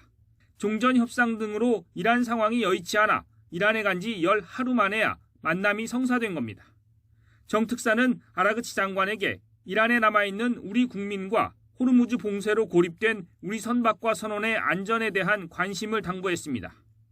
그러면서 고립 2달이 다 돼가는 우리 선박을 비롯한 모든 선박과 선원들이 호르무즈를 빠져나올 수 있도록 이란 측에 협조를 요청했습니다. 이란에 체류 중인 우리 국민과 해협 내의 우리 선박의 안전 확보를 위한 우리 정부의 강력한 의지를 또 시연한 것이라고 봅니다. 아라그치 장관은 이에 대해 한국인 안전 확보를 위해 이란 정부가 지속적인 관심을 기울일 것이라고 약속했습니다. 그러나 선박들의 호르무즈 통과 요청에 대해서는 직접적인 답을 하지 않은 것으로 전해졌습니다. 오히려 지금 호르무즈 해협의 불안정은 미국과 이스라엘 때문이라면서 종전 협상을 두고 벌어진 미국과 이란의 공방을 그대로 전했습니다. 종전 협상에 얽힌 실타래가 풀리지 않는 한 호르무즈를 열기는 어렵다는 뜻을 에둘러 밝힌 겁니다. 특사 파견을 환영하면서도 우리나라 선박만 특별히 통행을 허용하기는 어렵다는 답도 담겨 있습니다. 정병하 특사는 아라그치 장관 외에도 이란 외교부 정무차관과 경제차관 등 고위급 인사들을 만나 한국인 안전보장을 위한 이란 측의 협조를 요청하고 있습니다. YTN 홍성기입니다. 정부가 휘발유와 경유 등 석유 제품의 공급 상한선을 또 한 번 동결했습니다. 전국 기름값이 상승세를 이어가는 가운데 경유 평균 가격은 2,000원에 바짝 다가섰습니다. 손효정 기자입니다. 정부가 두 차례 연속 석유 제품의 최고 가격을 지금 수준으로 유지했습니다. 휘발유는 리터당 1,934원, 경유 1,923원, 등유 1,530원으로 3차 이어 한 번 더 동결됐습니다. 이에 따라 석유 제품의 공급 가격은 지난달 27일부터 6주째 묶이게 됐습니다. 최근 2주 동안 휘발유와 경유의 국제 가격은 하락했지만 정부는 유가 불안 상황과 수요 관리 측면을 함께 고려해 동결을 택했습니다. 국제 시장에서 휘발유는 8%, 경유 14%, 등유는 2% 떨어졌습니다. 이 같은 변동률을 적용하면 휘발유의 최고 가격은 100원, 경유는 200원 이하 여력이 있었지만 앞선 최고 가격 고시 때 인상분을 모두 반영하지 않았던 데다 에너지 소비를 줄일 필요가 있는 만큼 가격을 유지한 것으로 풀이됩니다. 정부는 또 소비자 물가에서 석유 제품 비중이 5%가량 되는 만큼 최고 가격을 동결해 물가 상승 여지를 차단할 필요도 있었다고 덧붙였습니다. 공급 가격이 유지되는 만큼 주유소에서 소비자가 체감하는 가격 변화는 크지 않을 전망입니다. 앞서 정부는 2차 최고 가격 고시 당시 판매가 2,000원대 초반을 예상했지만 가격 상승세는 아직 완만한 수준입니다. 전국 평균 휘발유 값은 오후 4시 기준 2,005원을 기록했지만 경유 가격은 1,999원에 머물고 있습니다. 정부는 중동 정세가 여전히 불안정하고 고유가가 이어지는 만큼 상황이 안정될 때까지 최고 가격제를 유지하겠다는 방침입니다. YTN 손효정입니다. 정부가 소형 트럭 등 서민층이 주로 사용하는 액화 석유가스 부탄 연료의 유류세 인하폭을 25%로 확대합니다. 정부는 민생물가 특별관리 품목 대응 방안을 발표하고 기존 10% 수준이던 부탄의 유류세 인하폭을 다음 달 1일부터 25%로 확대한다고 밝혔습니다. 인하 기간도 6월 말까지로 연장되며 인하폭을 확대하기 전과 비교하면 리터당 31원의 추가 경감 효과가 발생합니다. 미국과 이란의 전쟁 장기화로 호르무즈 해협 봉쇄도 길어지면서 석유 화학 원료의 공급망 우려가 커지는 가운데 정부는 당장 핵심 산업 원료의 수급에는 문제가 없다고 밝혔습니다. 산업통상부는 중동전쟁 대응본부 브리핑을 열고 수액제 포장재와 주사기류, 의료용 장갑 등 보건, 의료 분야 원료가 평시 재고 수준을 유지하고 있다고 설명했습니다. 또 반도체, 자동차, 조선 분야에서 사용되는 핵심 산업 원료도 공급 차질은 없는 것으로 파악됐습니다. 이란 전쟁에도 수출 호조와 건설 투자 등으로 지난 1분기 우리 경제가 1%대의 성장률을 보였습니다. 다만 전쟁 여파로 향후 경제에 부정적인 영향이 커졌다는 전망이 나옵니다. 윤태인 기자가 보도합니다. 올해 1분기 실질 GDP 국내 총생산은 직전 분기보다 1.7% 성장했습니다. 지난 2월 한국은행이 제시했던 전망치인 0.9%의 2배 가까운 수준으로 지난 2020년 3분기 이후 가장 높았습니다. 성장률은 지난해 1분기 마이너스 0.2%에서 2분기부터 개선세를 보이다 4분기에 역성장했는데 올해 들어 다시 오름세로 전환했습니다. 세부적으로 보면 반도체 등 IT 품목을 중심으로 수출이 5.1% 급증했고 투자도 설비 투자가 4.8%, 건설 투자가 2.8% 뛰었고 민간 소비도 완만한 회복세를 보였습니다. 국민의 실질적인 구매력을 나타내는 실질 국내 총소득 GDI는 반도체 등 수출품 가격이 큰 폭으로 올라 교역 조건이 개선되면서 7.5% 크게 증가했습니다. 한국은행은 수출 호조와 투자 등을 1분기 경제 성장의 배경으로 판단했습니다. 민간 소비가 성장의 버팀목 역할을 했고 반도체를 중심으로 한 수출 호조, 그다음에 반도체 생산 능력 확충을 위한 투자가 성장을 견인했다고 말씀드릴 수 있겠습니다. 다만 이번 1분기 경제 성장률에 이란 전쟁의 영향은 미미했던 것으로 분석됐습니다. 한은은 호르무즈 해협을 통과한 선박이 지난달 하순까지도 국내로 들어왔고 민간 소비는 전쟁의 영향을 아직 받지 않았다고 설명했습니다. 다만 향후 전망에 대해서는 부정적 영향이 커진 것은 사실이라고 말했는데 정부도 전쟁의 전개 양상 등을 지켜볼 필요가 있다고 설명했습니다. 중동 전쟁 휴전 협상이 지연되고 종전에 이르기까지는 여전히 불확실성이 높은 상황인 만큼 정부는 긴장의 끈을 놓지 않고 거시경제 안정과 민생 부담 경감에 최선을 다하겠습니다. 이란 전쟁의 부정적 효과와 2분기부터 나타날 정부 정책의 긍정적 효과가 어떻게 작용할 것인지 등에 따라 앞으로의 경제 성장률이 결정될 전망입니다. YTN 윤태인입니다.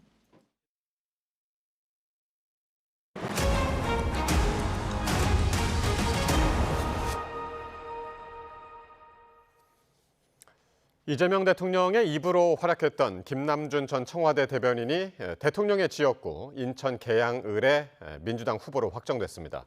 이곳을 노렸던 송영길 전 대표는 연수갑에 배치되면서 안방인 인천을 사수하게 됐습니다. 임성재 기자의 보도입니다.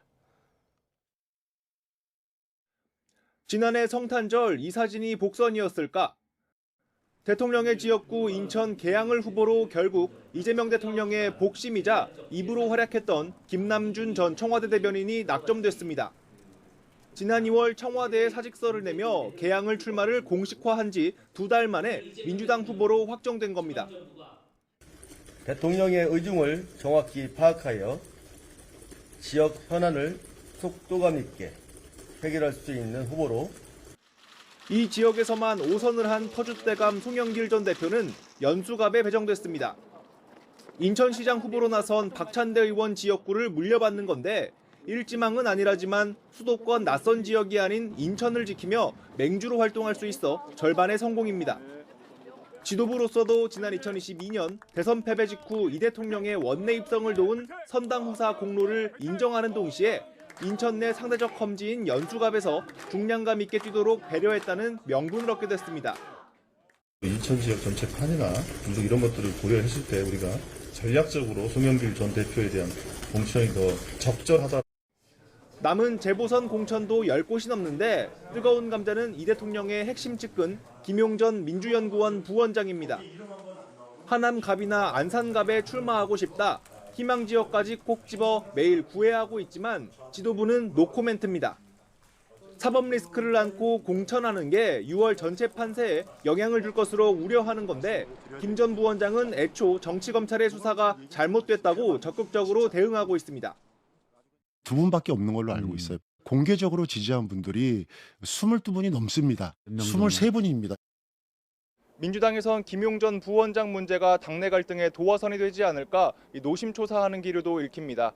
공천이든 배제든 정청래 대표가 어떤 정치력으로 잡음을 최소화할지가 관건이 될 것으로 보입니다. YTN 임성재입니다.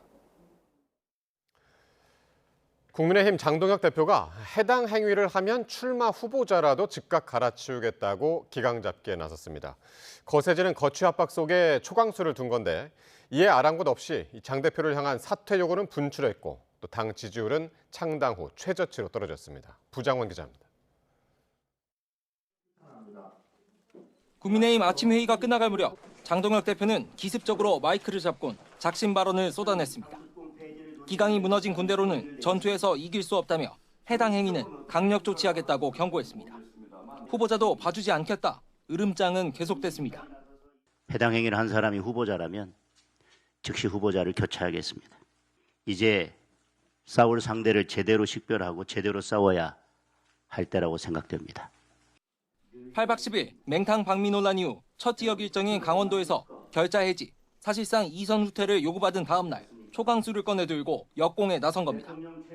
거취 압박이 거세지자 공천장을 빌미로 기강 잡기에 나섰다는 해석이 나왔는데 장 대표 측은 선을 그었습니다.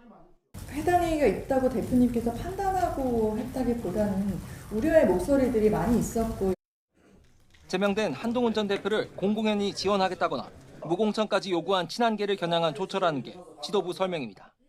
친한계에서는 하다하다 후보들 겁박까지 하느냐며 차라리 미국을 가시라는 비아냥이 나왔고 대구시장 공천에서 배제된 주호영 의원은 불출마를 선언하면서 장 대표를 향해 애둘러 사퇴를 종용했습니다. 인격은 없는데 지위는 높고 지혜는 없는데 꿈이 크면 화를 입지 않는 사람이 드물다고 했습니다. 제발 자신을 돌아보고 나아가고 물러날 때를 알기 바랍니다. 지지고 볶고 싸우는 사이 당 지지율은 또 곤두박질 쳤습니다. 전국 지표조사 MBS에서 국민의힘 지지율은 15%, 장동혁 출범은 물론 2020년 9월 당명을 내건 이후 최저치를 다시 썼습니다. 국민의힘 자중질환은 좀처럼 해결 실마리를 찾지 못하고 있습니다. 거세진 거치 압박에 장동혁 대표는 정면 돌파를 선택했지만 당대표 패싱 움직임을 뒤집을 수 있을지 미지수입니다. YTN 부장원입니다. 코스피가 6,470대로 올라서며 사흘 연속 사상 최고치를 경신했습니다. 이란 전쟁 이전 기록한 최고치를 3거래일 연속 경신한 건데 장중 6,557까지 올라 사상 처음으로 6,500선을 돌파하기도 했습니다. 역대 최대 실적을 공개한 SK하이닉스는 장 초반 사상 최고가를 경신한 뒤 상승폭을 줄여 0.16% 상승한 122만 5천 원에 마감했습니다. 삼성전자는 한때 22만 9,500원까지 올라 52주 신고가를 경신했고 3.22% 오른 22만 4,500원에 거래를 마쳤습니다. 삼성전자 노조가 조합원 4만 명이 참석하는 대규모 집회를 열고 5월 총파업을 앞두고 내부 결속을 다졌습니다. 특히 파업이 현실화하면 노조 가입률이 80%에 달하는 반도체 사업 부문이 큰 타격을 받을 것으로 보여 우려가 커지고 있습니다. 박기환 기자입니다. 삼성전자 반도체 생산 시설이 모여있는 평택 캠퍼스. 8차선 도로 1km 구간이 검정조끼를 입은 사람들로 가득 찼습니다. 투명하게 사과 폐지 수십 년간 이어진 무노조 원칙을 깨고 거리로 나선 삼성전자 노조의 조합원들입니다. 삼성전자 노동조합은 이곳 투쟁 결의대회 현장에 모두 4만 명의 조합원이 참석했다고 밝혔습니다. 12만 8천 명, 삼성전자 직원 3명 중 1명은 바로 이곳에 자리 앉습니다. 이들은 기존 성과급 상한을 폐지하고 영업이익의 15%를 직원 몫으로 배분하는 성과급 제도 개편을 요구했습니다. 미래를 책임질 인재들이 제대로 평가받을 수 있도록 우리가 바꿔야 합니다. 성과에 따른 정당한 보상으로. 노조는 사측이 수용하지 않는다면 다음 달 총파업에 돌입한다는 계획입니다. 5월 21일부터 6월 7일까지 총파업 투쟁을 한다. 이제 우리는 총파업으로 삼성전자를 바꿀 것입니다. 총파업이 현실화하면 생산 차질 등 경제적 피해를 피하기는 어렵습니다. 특히 노조 가입률 80%가 넘는 반도체 사업 부문은 사실상 생산 라인 자체가 멈춰설 수밖에 없는 상황. 전 세계 메모리 반도체 공급량의 30% 이상을 차지하는 삼성전자의 파업은 글로벌 메모리 시장에도 영향을 미칠 전망입니다. D램은 최대 3%, 낸드 플래시는 4%까지 글로벌 공급 물량이 줄면서 메모리 가격을 더 끌어올릴 것이란 분석도 나왔습니다. YTN 박견입니다. 태어난 지 4개월 된 아기를 폭행하고 살해한 친모에게 1심에서 무기징역이 선고됐습니다. 광주지방법원 순천지원은 법원은 친모 A씨가 매우 심각하고 잔혹한 학대 행위로 아기를 살해했다며 반인륜적 중대 범죄라고 밝혔습니다. A씨는 지난해 6월 자신이 낳은 친아들을 지속해서 학대하고 생후 133일 만에 물을 채운 욕조에 놔둬 숨지게 한 혐의를 받습니다. 친모의 학대 상황을 방임한 친부에게는 징역 4년 6개월이 선고됐습니다. 경기 광명에 있는 농장에서 탈출한 사슴을 찾기 위한 수색 작업이 이틀째 이어졌습니다. 사슴들은 잠시 드론에 포착됐지만 인기척을 느끼고 금세 달아났는데요. 어디로 갔는지 행방은 다시 오리무중입니다. 조경원 기자가 현장을 취재했습니다. 열화상 카메라가 달린 드론이 하늘 높이 떠오릅니다. 소방대원들은 장비를 챙기고 대열을 맞춰 산으로 향합니다. 광명시청과 소방당국이 일주일 전쯤 농장을 탈출한 사슴 무리를 찾기 위해 연이틀 수색에 나섰습니다. 칡을 캐다 사슴을 봤다는 목격자의 진술을 확보한 당국은 해당 위치를 시작으로 점차 수색 범위를 넓혔습니다. 애미 새끼 할 것 없이 7마리가 그렇게 가더라고요. 저를 막 쳐다보고 막 지나가요. 그래서 무서워서 혼났어요. 당국은 수색 시작 1시간 10여 분 만에 산속에서 사슴 5마리를 발견하고 즉시 20여 명을 투입해 인간띠를 만들었습니다. 사슴들이 농장 쪽으로 이동하도록 유도 작전을 편 겁니다. 하지만 사슴들은 인기척을 느끼고 금세 달아났습니다. 사슴들은 이곳 산 끝에 있는 농장에서 불과 200m가량 떨어진 산 속에서 발견됐습니다. 당국은 이 지점을 중심으로 집중 수색 작업을 벌였습니다.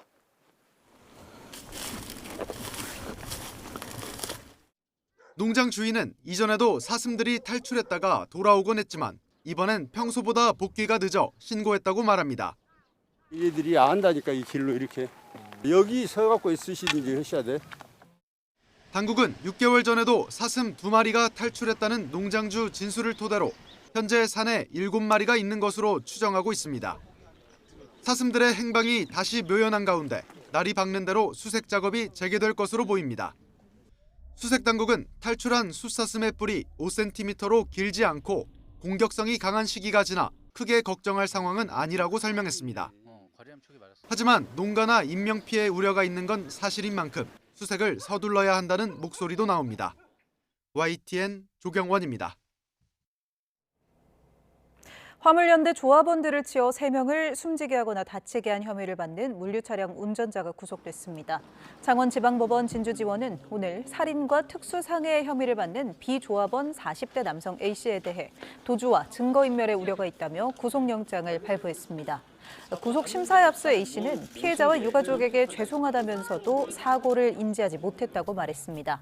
법원은 사고 당일 오후 화물연대 소속 차량을 몰아 경찰관을 다치게 한 혐의 등을 받는 조합원 60대 남성에 대해서도 도주 우려가 있다며 구속영장을 발부했습니다. 10조 원대 전분 및 당류 담합 혐의를 받는 식품업체 임직원들이 대거 재판에 넘겨졌습니다. 같은 날 진행된 설탕 담합 관련 1심 재판에선 집행유예와 벌금형이 선고됐는데 검찰은 항소하겠다고 밝혔습니다. 박광열 기자가 보도합니다. 검찰이 10조 원대 전분당과 부산물 가격을 짬짬이한 혐의로 대상과 CJ제일제당, 사조 CPK 등 업체 3곳과 전현직 임직원 등 25명을 무더기로 재판에 넘겼습니다. 8년간 확인된 담합 규모만 10조 1,520억 원, 식품 카르텔 역대 최대 규모입니다. 시장 점유율 90%를 넘기는 이들 업체는 과자와 음료, 유제품 등 원료로 쓰이는 전분당류의 가격 변동폭과 시기를 합의했습니다.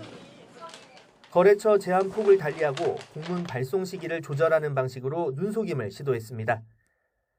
집행유예로 다 빠졌다고 서로를 안심시키거나 파쇄기에 휴대전화도 넣어버리겠다는 등 증거인멸 시도도 수사 과정에서 포착됐습니다. 피해는 소비자 몫이었습니다. 담합 이후 전분 가격은 최고 73.4%, 과당류 가격은 63.8% 폭등했고 물엿 소비자 물가지수는 39% 넘게 올라 같은 기간 전체 소비자 물가 상승폭을 크게 웃돌았습니다. 서민 경제를 교란한 담합 사범은 반드시 엄벌한다는 정부의 강력한 메시지를 다시 한번 시장에 전파했습니다. 같은 날 앞서 검찰이 기소한 3조 원대 설탕 담합 1심 재판도 진행됐는데 모두 징역형 집행유예 또는 벌금형을 선고받았습니다. 재판부는 피해가 소비자에게 전가돼 죄가 가볍지 않다면서도 담합으로 폭리를 취했다 보기 어렵고 재발 방지책을 마련했다고 사유를 밝혔습니다. 형사재판과 별개로 설탕 담합에 따른 가격 왜곡 피해를 주장하는 민사소송도 제기됐습니다. 형사처벌 받고 과징금 받고 했는데 그걸로는 이제 부족한 거죠. 3배까지 징벌적 손해배상 규정이 있어서 담합행위를 근절하는 강력한 수단이 될 수가 있습니다. 검찰은 법원의 솜방망이 처벌이 담합을 계속하게 만드는 요인이라며 항소하겠다는 뜻을 전했습니다. YTN 박광렬입니다. 어제 또럼 베트남 공산당 서기장과 정상회담을 한 이재명 대통령이 오늘은 베트남 지도부 서열 2, 3위 인사를 잇따라 만났습니다. 하노이 도심을 가로지르는 홍강의 기적을 함께 만들고 싶다며 경제협력 확대 의지를 밝혔습니다. 강진원 기자의 보도입니다. 이재명 대통령과 레밍흥 베트남 총리가 1992년 수교 이후 포괄적 전략 동반자 관계로까지 발전한 양국 관계를 상징하는 사진들을 함께 살펴봅니다. 베트남 경제정책을 총괄하는 지도부 서열 2위 인사가 한국 정상을 맞으며 준비한 이벤트입니다. 이 대통령은 2045년 선진국 진입을 목표로 국가 개조 계획을 추진하고 있는 베트남의 경제 도약에 한국이 함께하고 싶다며 손을 내밀었습니다. 전략적 협력을 강화해 감으로써 새로운 홍강의 기적을 함께 만들어 나갈 수 있도록 총리님의 많은 관심과 배려를 부탁드립니다. 원전과 교통, 에너지 등 3대 핵심 분야에 우리 기업이 적극 투자해 한강의 기적처럼 하노이 홍강의 기적을 일으키는 데 힘을 보태겠다는 겁니다. 레밍흥 총리는 이 대통령의 베트남 국빈 방문이 새로운 동력을 제공할 거라며 화답했습니다.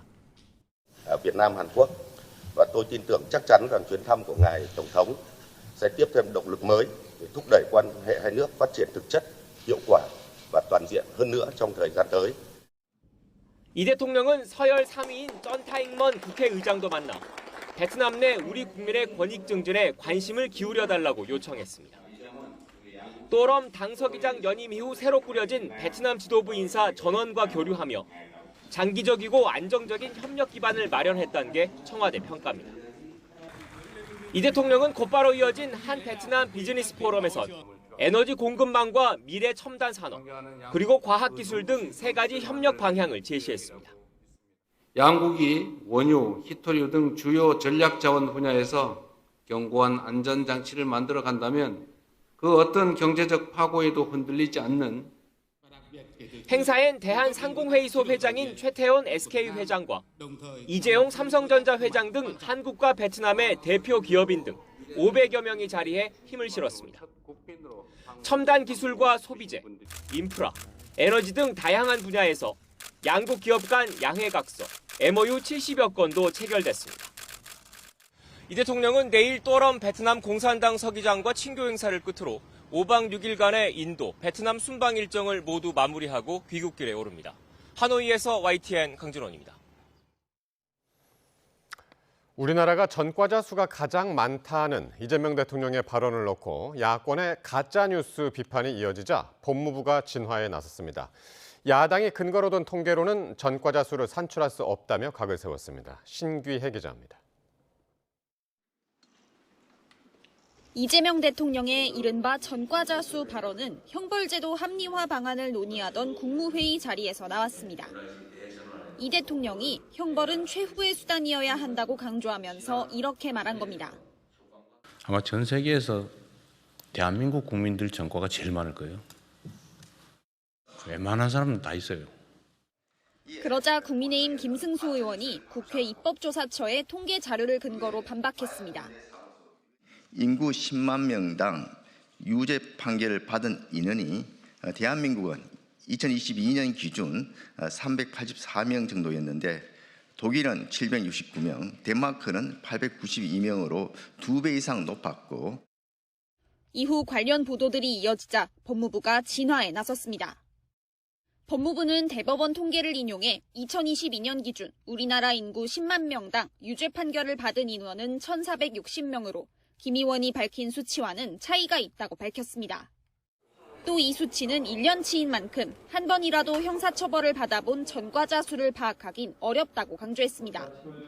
그러면서 입법조사처 자료를 바탕으로 국가 간의 전과자 비율을 비교하긴 어렵다며 이 대통령의 전과자 관련 발언의 진위를 해당 자료로 판단할 수는 없다고 선을 그었습니다.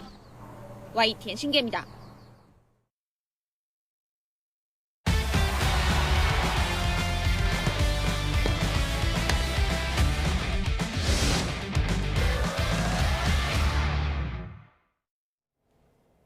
프로야구 SSG의 박성환이 개막 후 연속 안타 기록을 21경기로 늘렸습니다. SSG는 삼성의 사흘 연속 9회 이후에 결승타를 쳐내며 3위로 올라섰습니다. 이경재 기자입니다. SSG 박성환이 6회 세 번째 타석에서 안타를 때려냅니다. 개막전 이후 연속 안타 기록을 21경기로 경신하는 안타였습니다. 2대1로 끌려가는 SSG는 9회에 또 승부를 결정지었습니다. 최정의 3루타와 LADI 적시타로 가볍게 동점을 만들었고 이어진 투원 만루에서 최지훈이 우익수키를 넘기는 2타점 결승타를 때려냈습니다.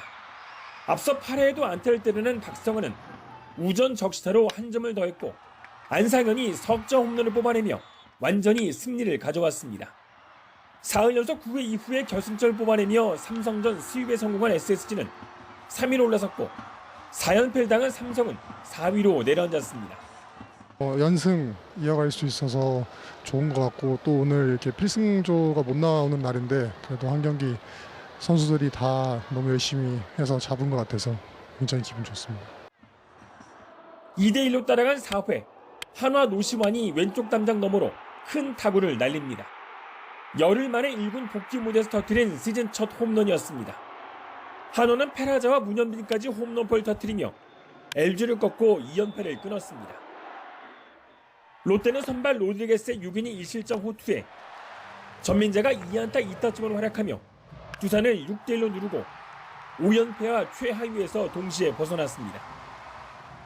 김상수가 3타점, 오윤석이 2타점을 기록한 KT는 기아와 3연전을 싹쓸이하며 선두를 질주했고 기아는 5연패에 빠졌습니다. NC는 선발 구창모의 호투에다 타선에서 15안타를 몰아쳐 키움을 12대2로 이겼습니다. YTN 이경재입니다. 미국 메이저리그에서 활약하던 최지만이 프로야구 퓨처스리그의 시민구단 울산 웨일즈에 입단합니다. 울산 구단은 최지만이 같은 다른 선수들과 같은 연봉인 3천만 원의 1년 계약을 맺고 다음 주 월요일 입단식을 거쳐 팀에 합류한다고 발표했습니다.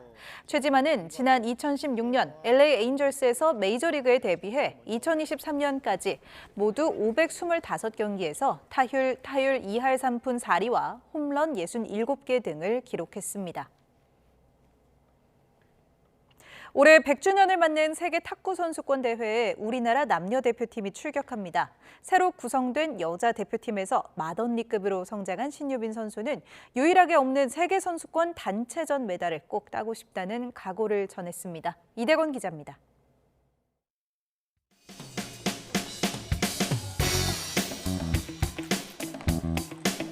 세계 랭킹 11위인 신유빈이 동료와 함께 가볍게 공을 주고받습니다. 100주년을 기념해 런던에서 열리는 세계선수권 단체전을 앞두고 막판 훈련에 집중하고 있습니다. 최근 기량은 상승세입니다. 이번 달 마카오 월드컵 단식에서 만리장성을 넘어 3위에 올라 한국 여자 선수로는 처음으로 입상에 성공했습니다. 그동안 올림픽과 아시안게임, 세계선수권 등 주요 대회 메달을 모두 품었지만 아직 세계선수권 단체전 메달이 없습니다. 후배 선수들이 들어온 이번 대표팀에서도 맏언니급으로 성장한 만큼 책임감이 앞섭니다.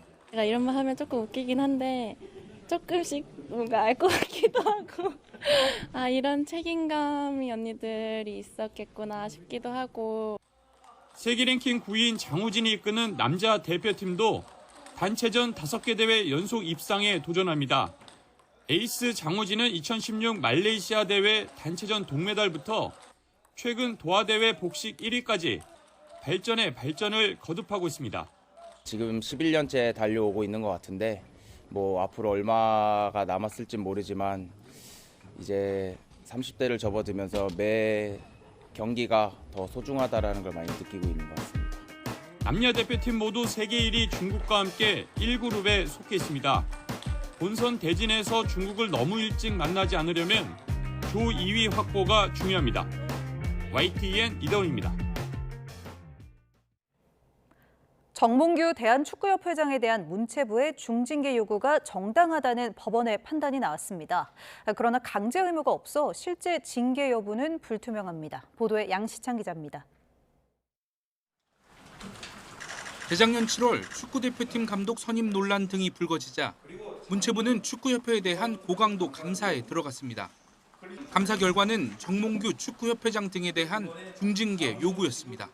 제명, 그다음 해임, 자격정지 이 이상이 저희들이 볼 때는 공무원의 중징계에 해당된다고 봅니다. 징계를 권고하는 게 아니라 요구하는 겁니다. 축구협회는 즉각 이를 취소해달라는 소송과 함께 집행정지를 신청했고 법원이 집행정지 신청을 받아들이면서 정 회장은 사선 연임에 성공했습니다. 문체부와의 협력도 보다 강화하겠습니다. 막힌 곳이 있다면 뚫고 묵힌 곳이 있다면 풀어나가겠습니다. 정 회장 당선 1년을 훌쩍 넘긴 상황에서 법원은 문체부의 손을 들어줬습니다. 재판부는 정 회장이 축구 국가대표팀의 클린스만 감독 선임 과정에 자격 없이 개입한 점, 홍명보 감독 선임 과정에서 이사회의 권한이 사실상 무력화된 점을 지적하며 문체부의 징계 요구는 타당하다고 판단했습니다. 이런 판단에도 불구하고 정 회장에 대한 중징계가 실제 이루어질지는 불투명합니다. 축구협회가 문체부의 조치 요구를 무조건 따라야 할 의무가 없고 문체부도 이를 강제할 방법이 없다는 게 이번 재판부의 판단이기 때문입니다. 북중미 월드컵을 50일 앞두고 가뜩이나 여론도 좋지 않은 만큼 축구협회의 고심은 더욱 깊어지고 있습니다. YTN 양시창입니다.